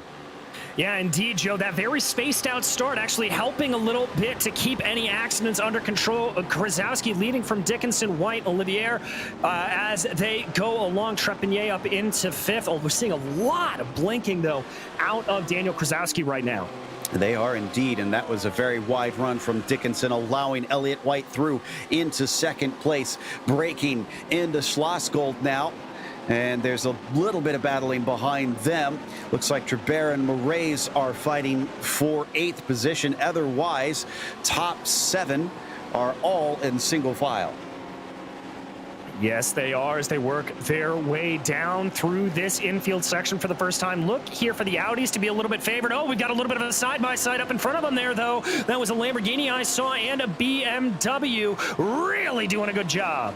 Sepulveda and Menino, and I think Sepulveda came out on top on that one. Yeah, he was playing defense and held back the Lamborghini. Oh, but now he goes wide, coming through Rents. That's going to open the door wide and allows Menino to try and step through successfully. They come across the line to complete lap one. Krasowski leads, Elliott White with Dickinson rounding out your podium. Indeed, and it looks like here Dickinson may have a little bit of a run, but we keep our eyes focused back on that 26 machine as they continue to work their way around. Ooh, side by side in the back there between the 23 Ferrari and the 43. Three wide! Oh, and they're starting to squeeze a little bit here. It's the banging wheels. They're going to have to back out of it. Oh, they're going to come together again. That's Jared Williams on the inside of Caven Norris, and Norris is going to be able to keep it from spinning out, but that got sketchy. It did indeed. Very good job from all of those drivers to keep everything pointed the right direction. I am very, very surprised they were able to keep that going well. And Norris has got an onboard for us today. I wonder how hard his heart is beating right now. Well, let's see as the VR user sends it in very deep and almost gets into the back of J.R. Williams in the process. That checks him up. He's got to be looking in the mirror now because on his rear bumper, Arnaud Genet approaches. Indeed, Genet not going to let this go easily, and that Lamborghini is going to be very slippery in a straight line, so watch out for it. It may not have the outright speed here going through the infield section, but it does have the oomph when it gets going in those longer straights. Absolutely. So as we ride on board with the Audi chasing the Porsche of J.R. Williams, back again, looking forward to seeing if he could go on the attack instead of the defense. Not the greatest of exits coming out of A1, completing lap 2 now. And big defense down to the inside there behind them. That is Lowendick and Fabi. Yes, it is Teddy in that very familiar machine trying to hold off Fabi to the best that he can, but we're going to have a little bit of a move behind them as well, as I think that's Tommy Brisson trying to make a little bit of a move, but Lowendick and Fabi blocking up the road in front of him. We're going to go into the corner Noah's Ark style, 2x2. Breton's going to get the spot, and Tommy Brisson has to give it up. Alexander moves himself into 17th, but the battle carries on between Lowendick and Fabi. Teddy, another one of our onboards here today, and the 72 going to weave to the left-hand side and almost makes contact with him as they get onto the binders. Looks to me like he's celebrating something with the number 22. Is that his birthday today? Hey, oh, the new year. New year. Yeah, I think that's what it is. Duh. In the meantime, spinning behind him. Someone's gone around. That is Tommy Brisson, who just got a spot moments ago. Oh, very easy to do there. Just carried a little bit too much speed there into that left-hander, and that rear end of the car just not wanting to grip out for Tommy Brisson. That's going to send him all the way back down to the end of the field. Oof, yeah, only driver behind him now is Kwok Nin, who I think started from pit lane. So, we come back forward and into turn one. Dickinson has got a threat from Olivier behind him. Elliott White has fallen back to fourth, having been overtaken by Dominic. And Vincent Trepanier has joined this group of four. He has indeed. Good to see Vincent up here in that pro class. Remember, he was one of the dominant forces in the AM category last year, so good to see him spicing it up here with the pro drivers and continuing that winning form there for the 87 machine. Trepanier going to get a good run and a clear shot as it looks like Elliott White maybe lift a little bit. Is he thinking what you were talking about earlier, maybe about saving some fuel behind these guys? Very well could be. I mean, this is a track where you can save a lap or even two of fuel without really trying. So we'll have to see if that's the strategy that drivers play out. Obviously, a little bit longer of a race than we saw in the previous race here on the channel in the MX-5s. So it could very well be what we're looking at here today. Over the crest and into Rent now. This is the battle for second place between Dickinson, Olivier, Trepanier, and White. 34 minutes left to go, so still plenty of race on the board for this one. They do still have a pit stop. We'll see who tries to dare come in early for that one. So far, it's not within the pit window, so nobody has come in for a splash and dash. No, I would anticipate the pit window opening up here at about probably 27 laps into the race and ending at about 7 or 8 minutes to go. That's normally what we've seen. As we got a little bit of a side-by-side here. Ferrari streaking on by. That's Tyler Campbell taking the spot from Williams, or at least trying to, and there's another pass in front of them, as well as the wheels get locked up on Trabert. Moraes managed to go by him as Campbell does get the spot over J.R. Williams. So J.R. back down to 11th now after he moved up a couple spots at the beginning of this race, but is starting to bleed them lap by lap. This carries on down around Schlossgold, and look at how big this train is getting now. It's not just those four. Looks like they've also got Kevin Norris joining, Arnaud Genet, and Jean-Marc Tremblay. Yeah, and it really looks like Morris is the one that may be potentially holding them up a little bit. Little battle there in the back. That is Kevin Norris and Arnaud Genet duking it out a little bit, I believe, as they get going. Yeah, that's Lowendick on screen fighting with Fabi. And Fabi in his Lamborghini holds 15th over him. These two were battling a little bit earlier in our coverage as they come through Rent. Oh, that's pretty wide for the Lambo. Yes, it is. And Joe, this is one of the tracks where we have seen that incident limit really come back to bite drivers. Very, very easy to carry the car wide going out of Rent or through the A1 curve. Very, very easy to pick up an off track there, and those will stack up very quickly as, oh, that's a Lamborghini going dangerously wide up in front of them. I believe that is Genet. It was, and I think that gets you a slowdown penalty. Yes, it does, as he has to give the time back, and now Jean-Marc Tremblay is able to go by, but once again, side by side between Fabi and Lowendick, and it looks like Gonzalo will successfully defend, but he is having to use everything he's got to keep Teddy back. Yeah, there's a lot of fight in Teddy today. Obviously, the switch over to the Audi. We're going to jump up here. This is Ferrari versus Porsche. This is J.R. Williams and Tyler Campbell. J.R. getting that position back from Tyler. And now Kevin Norris looking very interested. Can Norris make this stick? The outside is a little bit off. Camber car likes to push here, coming through Rauch, but somehow he does it. Fantastic stuff from the 774. Tyler Campbell gets slotted down to 12th. And that is as quick as you can lose positions around here, Joe. If you get a little bit offline, you lose a little bit of momentum, you can just find yourself falling down the order very, very quickly. This is such a speed and momentum track like that. This has been incredible battling here in the mid-pack, and this is among some of our highest in the AM category, which is still being led by Moraes right now. Trabert has given up that spot. It's coming into Lauda. That's J.R. Williams, who's in the pro category. They're in 10th overall, being followed by Kevin Norris. Third in the AM category is Tyler Campbell, who's 12th overall. And actually, interestingly enough, third in line of this train that we're watching. Yeah, indeed. The pros and the AMs really getting a lot jumbled up here. It's going to make things very, very interesting. And I think it's going to affect some strategy in terms of how the drivers think about making those passes. They may not battle as hard as they normally would on some of the pro drivers, et cetera, et cetera. A little bit of a look there in the back out of that Ferrari of Tyler Campbell. That thing looking very quick in a straight line over the Audi, but the Audi getting some good grip off of Schlossgold. Yeah, it's just nothing between them here in the middle of the fields. But I think we have to go up to Olivier, because Sean Dickinson is finding a Porsche on the rear wing of his Ferrari and putting quite a bit of pressure on. There you can see that is Dominic in the blue car, Dickinson in the green. Exactly. Now, that Porsche pretty well renowned for being quick in a straight line. The Ferrari, a little bit of an all-around good car as they work their way here. Let's see what the draft does. That's also Trepanier just kind of stalking behind there in fourth place, waiting to see if anything can happen. Vincent running a little bit wider than I think he'd like to, coming out of that curve and getting up onto the sausage curbing. A little bit of a speed gain here for Olivier on Dickinson, but not enough to close it down.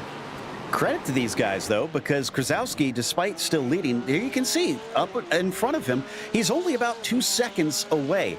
So in these first 8 laps, he's not distanced himself too greatly, and any little bobble could be costly. Oh, something happened to Jean-Marc Tremblay. He's off at the side of the road with J.R. Williams. This is at Remus, and J.R. is going to have to wait patiently for an opening. There's Tremblay continuing on. Not sure what caused this. I'm going to take a wild guess that there was some contact. Yeah, especially in a position like that. As we jump back to check out the replay here, this is it going down into the corner. No, he just lost it on his own. And I don't think so. I think Norris gave him a bump. I think there was contact involved in there. Norris got into Williams. See if we can get a different angle on this. Yeah, hard to tell from there. And then unfortunately, Tremblay, yeah, he just was in the wrong place at the wrong time. Had to park it, keep from making worse contact. Yeah, and then having to wait for everybody to get around. The stewards will not take a good view if you get an unsafe rejoining comment. All right, this will be the definitive answer here. Riding on board with Kevin Norris. Let's watch this and see what happens. Was there a little? Yep, there was. There was a little love tap. I stand corrected. Yeah, it came from a long way back. And I'm not sure that will sit well with the stewards at all, unfortunately, because that was a pretty clear punt off the track. As we get more battles into that same corner once again, and it's Arnaud Genet trying to battle with Gonzalo Fabi. Fabi manages to sneak through. He gets into 10th. Fabi having a very, very good run out here today. I'm very impressed with the speed of that Lamborghini, as there's Teddy Lowendick taking a little bit of a look behind him there as well on Tyler Campbell, but he's going to think better of it. Ooh, some good speed coming in there for Genet. I thought he was going to have a little bit of a run off of Schlossgold, but I think Fabi has this under control for now. At least for the time being. Tyler Campbell holding on to that 12th position. Thought I heard someone come into pit lane. I think that was J.R. Williams. I see him now in his pit stall, so looks like he's having to take some repairs, and maybe that second touch into the side of the car did not do him any favors. Into Rentz, it is still in this battle for 10th place. Fabi leading Genet, leading Campbell, leading Lowendick. Indeed, Teddy looking like he got a pretty good run there out of A1 as he starts to close in onto the back of Campbell. He's going to take a little bit of a look to the inside going into Niki Lauda. That was just a little bit of a head fake there from Lowendick, trying to see if he can force that Ferrari offline, but Campbell very wise to it, not falling prey. All right, as they work their way up the straight, the sort of straight that leads to Remus. I thought about it for a second, then he came back to the racing line, nose to tail.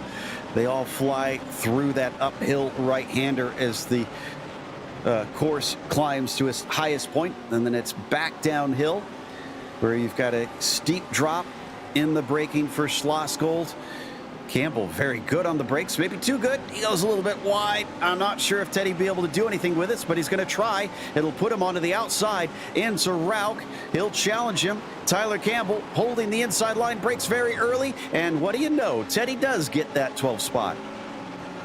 It's exactly where I would expect him to be able to make up those positions. As I said, that Audi, known for being very quick, very nimble, that is a good spot for Teddy to look to overtake. You saw the jump off of the line he got coming out of Schlossgold. That's really what set everything up there. Now, he's going to struggle a little bit, I think, to catch up to these Lamborghinis on speed alone, depending on what his setup is, but he should be able to make up time during that infield sector. Off of the final corner and across the line to start lap 11 now.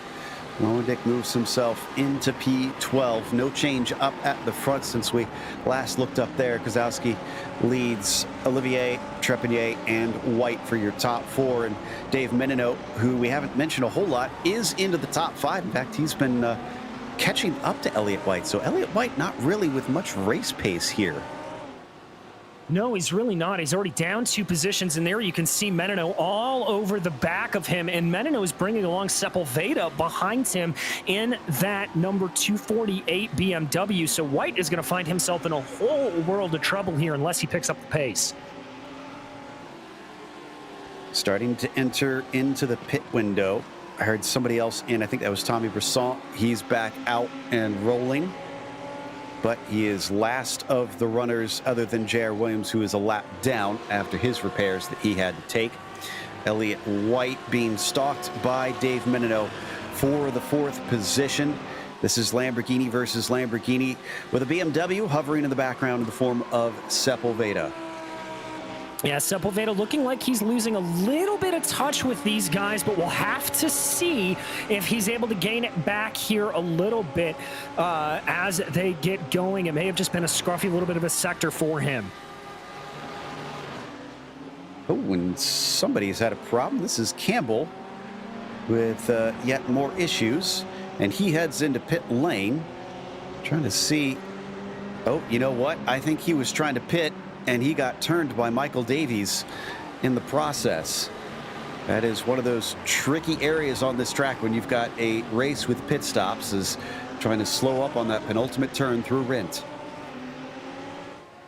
Yeah, just caught it out a little bit there, and that can happen. It's a very tricky pit entry here, and we'll start to talk about this more as more drivers cut in, but you've got to be very careful to make your commitment early to the corner, because if you hold off on that a little bit too late, you can actually pick up an unsafe pit entry penalty, and that could really come back to bite you. Still watching the battle for 4th. White ahead of Menino, but not by much now. Really starting to pressurize him, and we jump, or we were a little bit forward for a moment. That was Olivier ahead of Trepanier. Let's see if either of them elects to pit in this time. There's that pit entry right there. Neither of them head on in, but that is where we saw the nose-to-tail contact that spun out Taylor coming through Rindt, and someone heading back on to the lane. That is indeed Campbell. So Tyler is returning to the track now, but unfortunately he is going to be 31st. Did we lose the 73 car? I think we did. Something happened to Jeremy Gonsalves, but he is not officially retired yet. Looks like he had a disconnect, so internet issues for Jeremy. Indeed, there we got a little bit of a move there going on, trying to see if we can get anything going in that duel of the Lamborghinis with Fabi and Genet. And I think there that Fabi, it's showing that Fabi's still able to hold him out. Yeah, White almost made contact with Sepulveda in that, and that allowed Menino to get through. So Dave manages to put himself into 4th with a smooth overtake now, but can he catch up to Trepanier? He's got to make up about 5 seconds. He might not be worried about that yet, because it certainly looks like White is keeping him honest after that overtake, sticking right with that rear bumper. Yeah, indeed he is. Elliott just trying to hold on the best he can. Loses a little bit of ground there coming out of Verth, and getting caught in that arrow wash, I'd have to imagine. Dives his way down here through the corner. Neither of them looking like they're going to go down pit lane, taking a very, very wide line off of Rindt curve. I don't think any of them picked up overtakes there, but still pretty pushing. Yeah, they got to watch out, not just for the slowdown penalties, but how many incidents they rack up around here. And still have 32 of the 33 starters rolling. We're just waiting for Jeremy Gonsalves to get back in the car and get back on track if he wants to. Unfortunately, it's going to be multiple laps down from the leaders once that does happen. And I'm seeing Sean Dickinson down in 23rd. Whoa, and Dickinson spins off just now. This was him trying to make an overtake on Marc-Andre Desjardins. Desjardins went a little bit wide, and that must have upset Dickinson, and unfortunately lost control.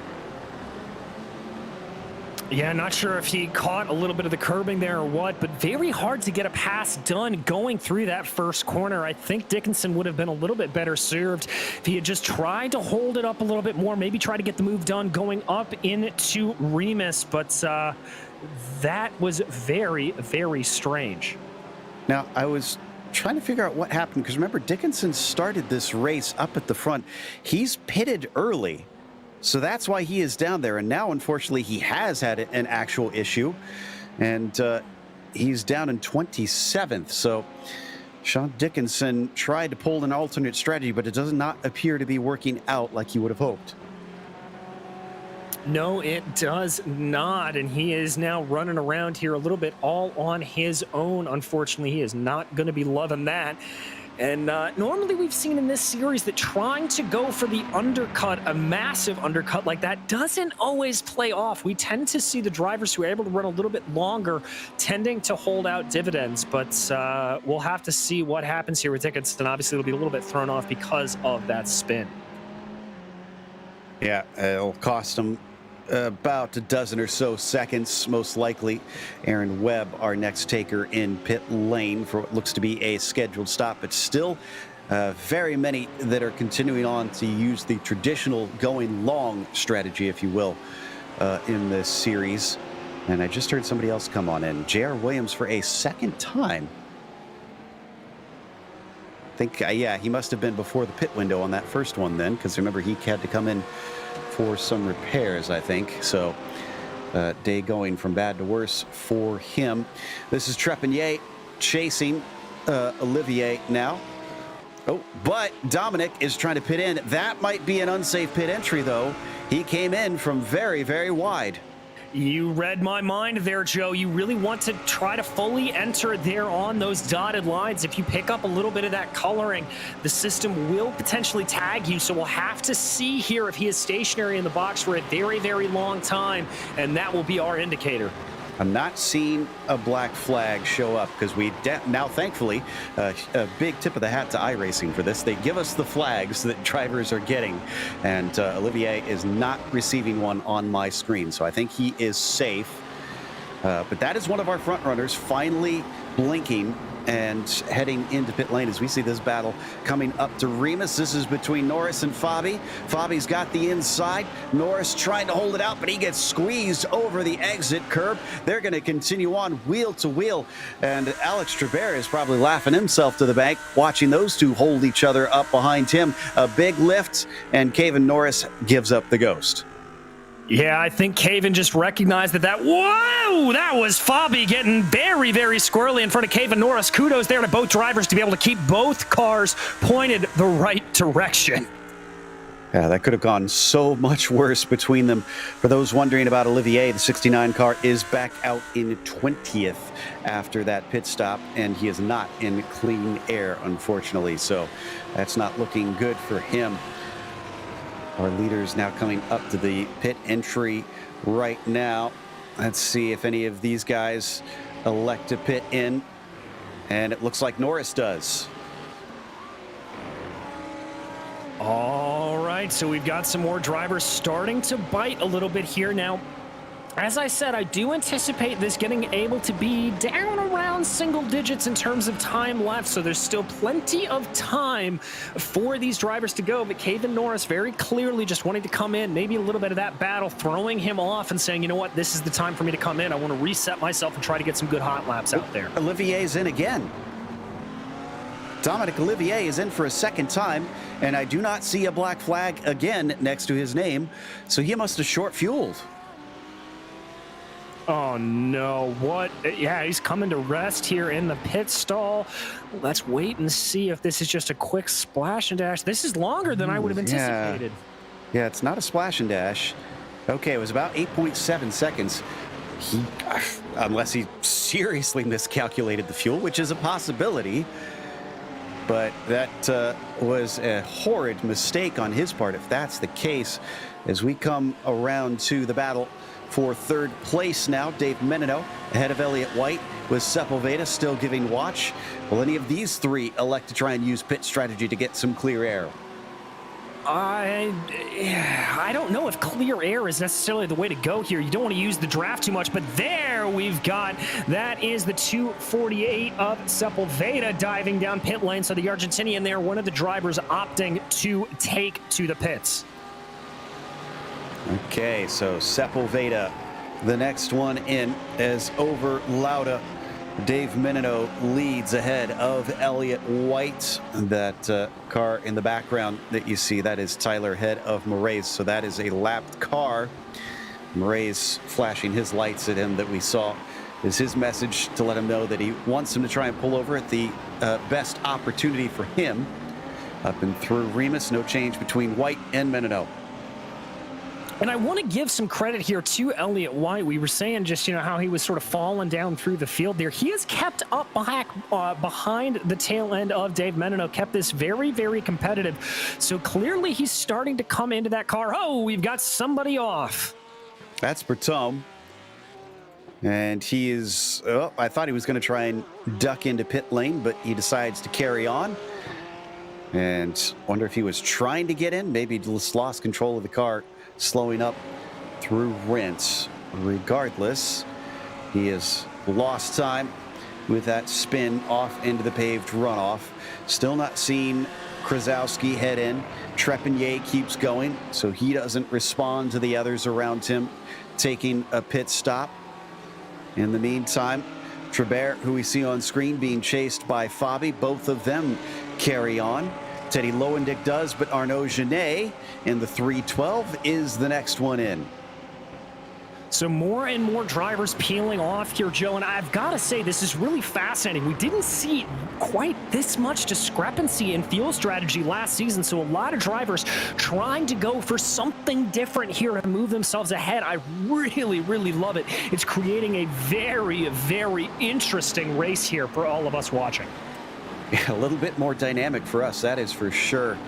And up into Remus. Fabi can't get the launch he needed as Trabert continues to hold 6th place, but they're going to have to give a few of these back once they take their stop for fuel. The highest driver to have stopped is currently Sepulveda. He was in, I believe, 4th place before he affected his strategy.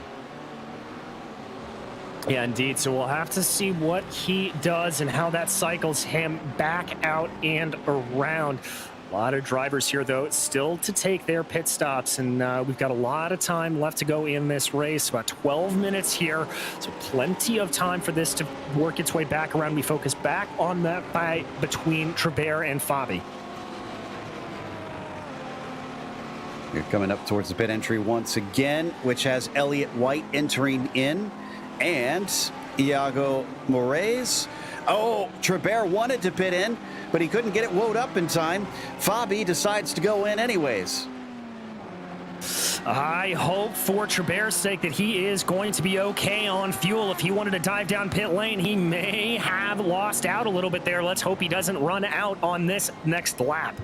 I can't tell if that was him wanting to come in or if he just clipped the curb, but the car got all kinds of loose and looked like he wanted to pit in, but he wound up unable to do so as we watch the 2nd place car of Vincent Trepanier, now trailing by about 4 seconds behind Krasowski. If he does wind up finishing where he sits now, he can't feel too bad because he did keep Krasowski honest during this race. Even if he didn't have the overall pace, it's only going to be something like a 1/10 of a second per lap that he's losing. Yeah, it's really a pretty good ride here. And remember, Trepanier making the jump up from the AM series. So this is his first time racing with the pros, and he is really and truly proving well this sort of stepping system, this graduation, if you will, for the Precision Racing League. They started to trial it out a couple of years ago and really going well.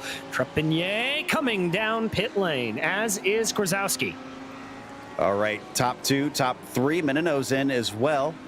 Trabert should be coming in.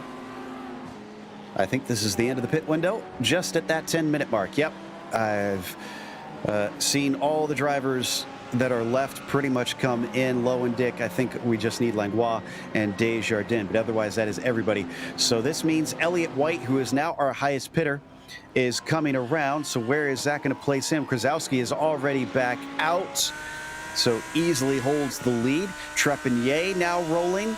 Is he going to be able to beat some of those that he was racing with before? Looks like yes. Trepanier easily into 2nd. Menino behind him, but he's now going to fight with Elliott White. Elliott's got a little bit better momentum, but is he close enough? I don't know, Joe. Looking at those times as they start to level out there, the speeds, there's about a 2-3 mile an hour difference for Elliott White, but I don't think it's going to be enough. And indeed, when they get breaking down into Remus, White not quite able to pull it off, but he is only about 0.3 of a second behind, so he may be able to get some good draft here. It was close, and the differing strategy just about netted him that third place right back as they break into Schlossgold. Yeah, not close enough there for Elliott White. Okay, our pit stops have finished, so your top 5, how they settle in: Krasowski, Trepanier, Menino, White, Sepulveda. Indeed, and now this is the run to the line, and this is the closest battle, pretty much coming out exactly where they were before those pit stops. That's got to be a little bit frustrating for Elliott White, but let's see if he's able to make some moves there. That looked like Menino dipped a little bit more of that right front tire than he would have liked to off into the gravel coming out of Verth. Very close here through Rent and down into A1 for both Lamborghini drivers. What I find interesting about this is that Elliott White is coming over after previously participating in the NASCAR Cup Series. And we've seen a bit of a migration of our drivers coming to the roadside from the oval side, and it's been enjoyable to watch, to see them dip their toes. But Elliott White does not seem to be any sort of stranger here on the road courses. His I rating, 6,200. Okay, well, color me impressed. That's about, I would say, 5 times what my road I rating is, so kudos to Elliott. Yeah, it's a little more than double mine. He has certainly got his feet underneath him over here, and no wonder he is looking at podiums on the pro side in the GT3 Pros. Certainly one of the most competitive series here in the Precision Racing League down into Schlossgold. He gets a little bit closer that time under braking into that right-hander. Still didn't stick his nose in, but this is not over. No, it's not, and I'm a little bit surprised here at this. I would think by the way that they're running that White looks like he's being held up a little bit by Menino, and that would say that Sepulveda is able to close in behind, but Sepulveda has not really been able to close in. It's the gap's hovering at about 1.1 seconds, and that's about where it's been since the pit stop cycle, Joe. Are we stuck as they are? This is a track that's known for passing being easily available if you've got the speed and if you set yourself up right, but it looks like our leaders are having trouble doing so, getting the overtakes done. Up along the pit straight once again. This is to try and decide third place. That was a poor exit this time from Menino, and White knows it. So does Menino. He goes defensive immediately, covers off as far inside as he can go, and instead of using his momentum, almost looked like White lifted there. I think there may have actually been a little bit of a blink potentially from Menino, a little bit of an internet connection issue, and I think that scared Elliott White off the mark ever so slightly, and that may have come in as, oh, we've got somebody off there coming out of the first corner. Yeah, Trabert, oh, he had contact, and that was with Diego Moraes off of the first corner. They had big hits with the wall. Yeah, that car is crabbing heavily. He is done. He is towing back to the pits. A heartbreak there for Trabert. And to make matters worse, for Sean Dickinson, he got caught up in it, just innocently wound up making contact with the spinning Trabert. Oh, we got another driver with issues. Who is this? Looks like the 55 of Juan Benitez, I believe. Benitez? It is indeed. He goes down to 22nd place. Trying to see if that involved any other contact. Doesn't look to be the case, though he was in a battle with Olivier. Or, no, I guess he was getting lapped by Olivier? No, that was for position, actually, I should say. Try and pull up the replay on that. Sorry, go ahead. I was going to say that would be for position because Olivier had that double pit stop that we couldn't figure out. This is going to be the replay of the first incident. Oh, not pretty at all. And oh, and there you can see that's Dickinson being the helpless passenger and Trabert just getting all of that damage. I'll preempt what I'm sure the race control is going to tell them after this one. Hold the brakes, hold the brakes, hold the brakes. Because unfortunately the car just kind of continued rolling a bit here. Oh, and that caught out Sean Dickinson, who just speared into the Armco after that one. And then here's the second incident. Side by side into the corner, and the 55, the curb caught him out, and he had a solo incident. Yeah, and Joe, I'm honestly surprised we haven't seen more of those big yellow sausage curbs catching drivers out here at the Red Bull Ring. That is normally something that we have to focus on quite a lot, and that, I think, is the first time we've seen it. Yeah, that we've caught, really. There may have been some others that have gone by us as we see the fight between Kang and Brisson. This is for 17th overall down the inside. The yellow and green of Tommy Brisson almost has it done, but it carries on. Jean-Claude Langlois gives watch also for position behind them, hoping to pick up the scraps. Going the long way around, the AM driver, the number 43's got it done. Oh, that was a good move, hanging that car out around Rauch and really making it stick. Good moves there in that AM category. All right, so they get single file, but now the time is running out. Where is our leader? I think he's going to get 2 to go. Oh, we got a battle into Remus. Looks like Elliott White is not able to get past Menino, though he wanted it. And Vincente Sepulveda making me eat my words. Look at that BMW catching back up, but here comes White trying to fight to the outside of Schlossgold. That's going to force Menino to go a little bit defensive, maybe looking for the over-under. There is White. I don't think he got the traction mid-corner, and indeed, they'll stay single file. Will Sepulveda be able to take advantage of this? Can he maybe get one or both of them if they keep this fighting up? And let's see, where are we on the laps? I'm keeping half an eye on what we see on screen here, but our overall leader comes to the line. Yes, 2 laps to go for our drivers next time by. All right, 2 laps for this battle to resolve itself. Elliott White looking particularly hungry here, trying to close in on that fellow Lamborghini. Got a little bit squirrely there in the middle of those 2 corners, but a little bit wider of a run. Oh, here comes Sepulveda, but Menino getting very defensive as well, weaving back and forth on that front straightaway. All 3 of them heading down to the pit wall to try and cover off.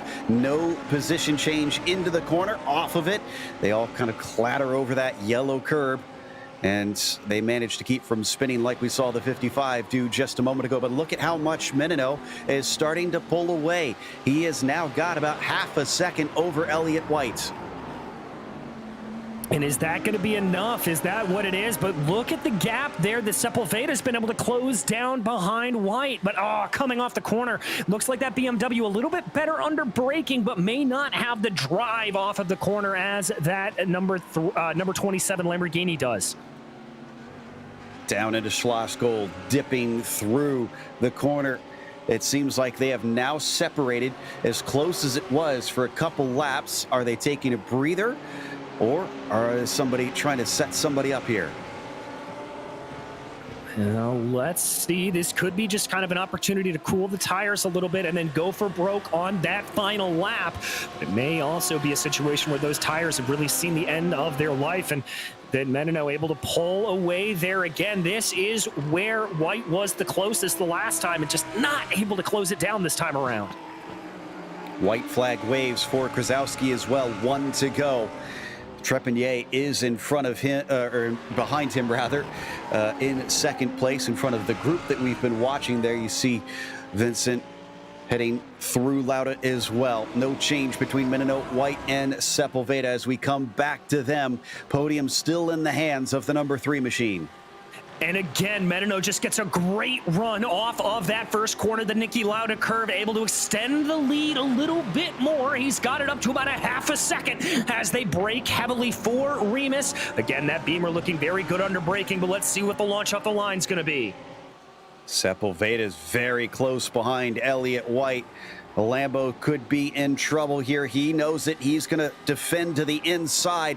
Brakes hard down into Schlossgold, looking for the outside, and he just gets fed out. Oh, but a bit of wheel spin keeps it going. Elliott White slipped up a little bit. Yes, he did indeed. There's the look to the inside going into Rauch, but he's going to back off a little bit. Is Vincente Sepulveda. He's only got a couple of corners to go on this. I don't know if that plucky little Beamer's going to be able to do it. Got a little bit of an off for the 75, but we need to go to Daniel Krasowski. The 33 is going to take the win here in Austria for round 1 of the PRL GT3 Pro-Am series. And behind him, making the step up, will be Vincent Trepanier to take second. Krasowski setting the fastest lap of the race on that last one. And to the line, here they come. It's going to be Menino, White, and Sepulveda. White was close to losing that one, but he barely grasped that 4th place. How about Teddy Lowendick? 6th place here today for the 72. That is a marked improvement for him in this GT3 Pro Series, and well done to Teddy on that one. Iago Moraes, who got caught up in that incident towards the end of the race, somehow salvages a top 10. Our winner in the AM category actually goes to Moraes, who unfortunately his rival wound up DNFing after that one. Did indeed. There you can see just a couple of the cars finishing out here. Really, really good racing. Joe, if this is what we're ready to expect for the entire season, sign me up. I am loving this. Yeah, this is looking like a fantastic season for sure, but it's going to take us to a quick break. We'll come back with the unofficial results as well as driver interviews, so stick around. This is iRacing, the world's premier online racing game.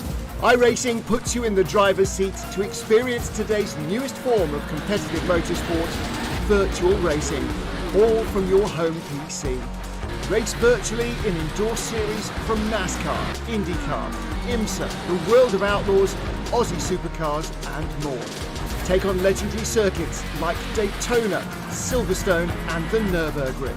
Join iRacing's global online racing community and get on track today at iRacing.com.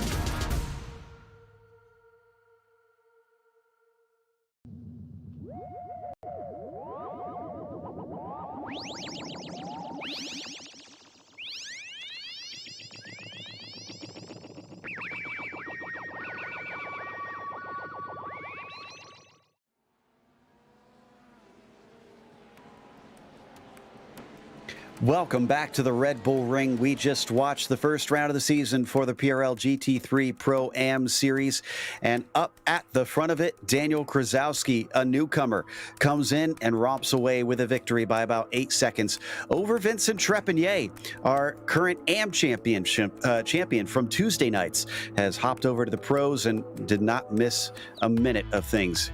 He was followed by Dave Menino in third, with Elliott White slipping from the front row down to 4th in the end as Vicente Sepulveda finishes 5th. Teddy Lowendick qualified 16th and climbed his way to 6th, one of the hard chargers in this race, up 10 spots as Arnaud Genet finished 7th. Then you've got Kevin Norris in P8 and Gonzalo Fabi in 9th. Our winner in the AM category, Iago Moraes, wound up 10th overall. In 11th, it was Jean-Marc Tremblay, followed by Alexandre Breton with Dominic Olivier in 13th and Michael Davies in 14th. Edward Nelson was 15th, followed by Jordan Kuntz with Tommy Bresson in 17th and Jean-Claude Langlois in 18th. Dewey Kang was 19th, followed by Marc-André Desjardins. Juan Benitez finished in 21st, with Cody Hatch finishing P22. Then you've got Aaron Webb in 23rd, and Kwok Nin, despite a bit of a bad start, wound up in 24th. Didn't even get a qualifying time in 31st and up 7 positions there. Josh Slade finished P25 with Danik Van Dale 26 and Tyler Campbell, the last one on the lead lap, in 27th. Jerome Breton saw the checkered flag in 28th, lap down, and then it was DNFs from there on down of our 33 car field. It looks like we have one of our podium finishers ready to talk to us in the form of Dave Menino, appropriately running the number 3 there today. And Dave, congratulations. You had to work a little bit. You, Elliott, and Vicente looked like you had quite a tussle to decide who would get to spray the champagne. Yeah, it was a tricky one for sure. I had pretty good pace at the beginning, was able to get by both of those guys, but I was definitely struggling to break the draft when I was ahead of them, so it was definitely a challenge, and I had a few screw-ups in a few corners that allowed Elliott to get side by side, but luckily was able to defend and keep it clean.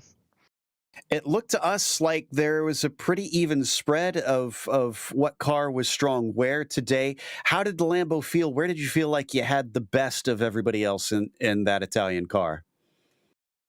Definitely the last sector, the twisty section. I was pretty slow on straight line speed just from some of the officials I ran earlier. The tricky thing with the Lambo was with braking going into turn 1 and then going into turn 5, I believe it is. The rear end really wants to turn around on you, so you definitely got to be a little careful with it. Got to imagine there. We see some of your battles that you had with Elliott White today. Does this kick off the season in a satisfactory manner, or were you hoping for more than just a third? No, I think this is pretty good. I know from the officials the BMW was really strong, so I kind of figured if there was someone who was pretty quick who was in a BMW, I'd have a tough time beating them. So definitely was kind of just targeting a top 5 and definitely pleased to get a top 3. I would be as well. Congratulations on a podium. Anybody you'd like to thank before you go? Yeah, I'd like to thank you guys at GSRC for broadcasting, and the SRT team and the PRL League. I'm excited for to start this off on the right foot and hopefully we can get some more good races in. Great stuff there from the SRT eSport Black driver, Dave Menino, who finished third. Second overall today was Vincent Trepanier. DJ has caught up with him. I have indeed. Vincent, welcome to the Pro Series, and that is a way to stake your claim. You have got to be happy with that P2. Yeah. Very happy, guys. Well, how was it out there? I mean, it looked like, you had some pretty good battles there early on with Olivier and some of those guys, but everything kind of just fanned out and the seas opened for you later in the race. Yeah, but I don't know why, because when I tried to be in battle with them, they left the throttle on the stretch line, so I don't know why they don't want to be in battle, but it's better for me. Yeah, I'm very, very happy. Well, I would be too. Just a quick final question for you. We obviously saw you drove some other stuff last year. What prompted the switch to the Audi? Because I think the Audi is better on the braking zone. It's the rear is more stable on the braking, and for the sound and I like this car. So because the last 2 seasons I have the BMW, so this season I want to try another car. So I'm happy with this car. Well, I would certainly say you were, Vincent. Anybody you want to thank for a sensational second place here today? I want to thank all the ASR team, Advanced SimRacing, Kevin Norris, Alex Breton, and the new guy, Danik Van Heel. So, I want to thank this guy. All right. Well, thank you so much, Vincent. That was Vincent Trepanier, your second place finisher out here today at the Red Bull Ring. Which is going to close out our interviews. So a big thank you, of course, to our sponsors before we go, which includes ASR. They design and build the sturdiest and most durable aluminum profile racing simulation cockpits available in the market today. Visit them at advancedsimracing.com. And RaceLab. It helps you improve your driving skills. Start using it now for free at racelab.app. As well as ButtKicker. Feel what you've been missing at thebuttkicker.com. And finally, NinjaTrader. Visit ninjatrader.com and get started with a risk-free trading simulator to start tracking your performance. Thanks to the companies that provide the software and hardware for our broadcast listed here, and additional thanks to June Lalonde, who provides our wonderful music. Check out her Bandcamp for more great work. Thanks to the team today, DJ, Zach, and Dougie. You can find more info about GSRC at globalsimracingchannel.com or through our social media. Also, check out our merchandise store at gsrc.storeenvy.com. We keep a link in the description below. Don't forget to subscribe to our YouTube channel so you don't miss a moment. And next time out, our 2 series will be at Long Beach and Phillip Island. That'll be Monday, January 10th at 10:30 p.m. Eastern. We have upcoming races for other series listed on the screen, so check those out. Mark them down on your calendar. In a few minutes, we're heading off to Suzuka for the Porsche Owners Club. That'll be at 11 p.m. Eastern tonight. Until next time, race clean, race hard. We'll see you on the track.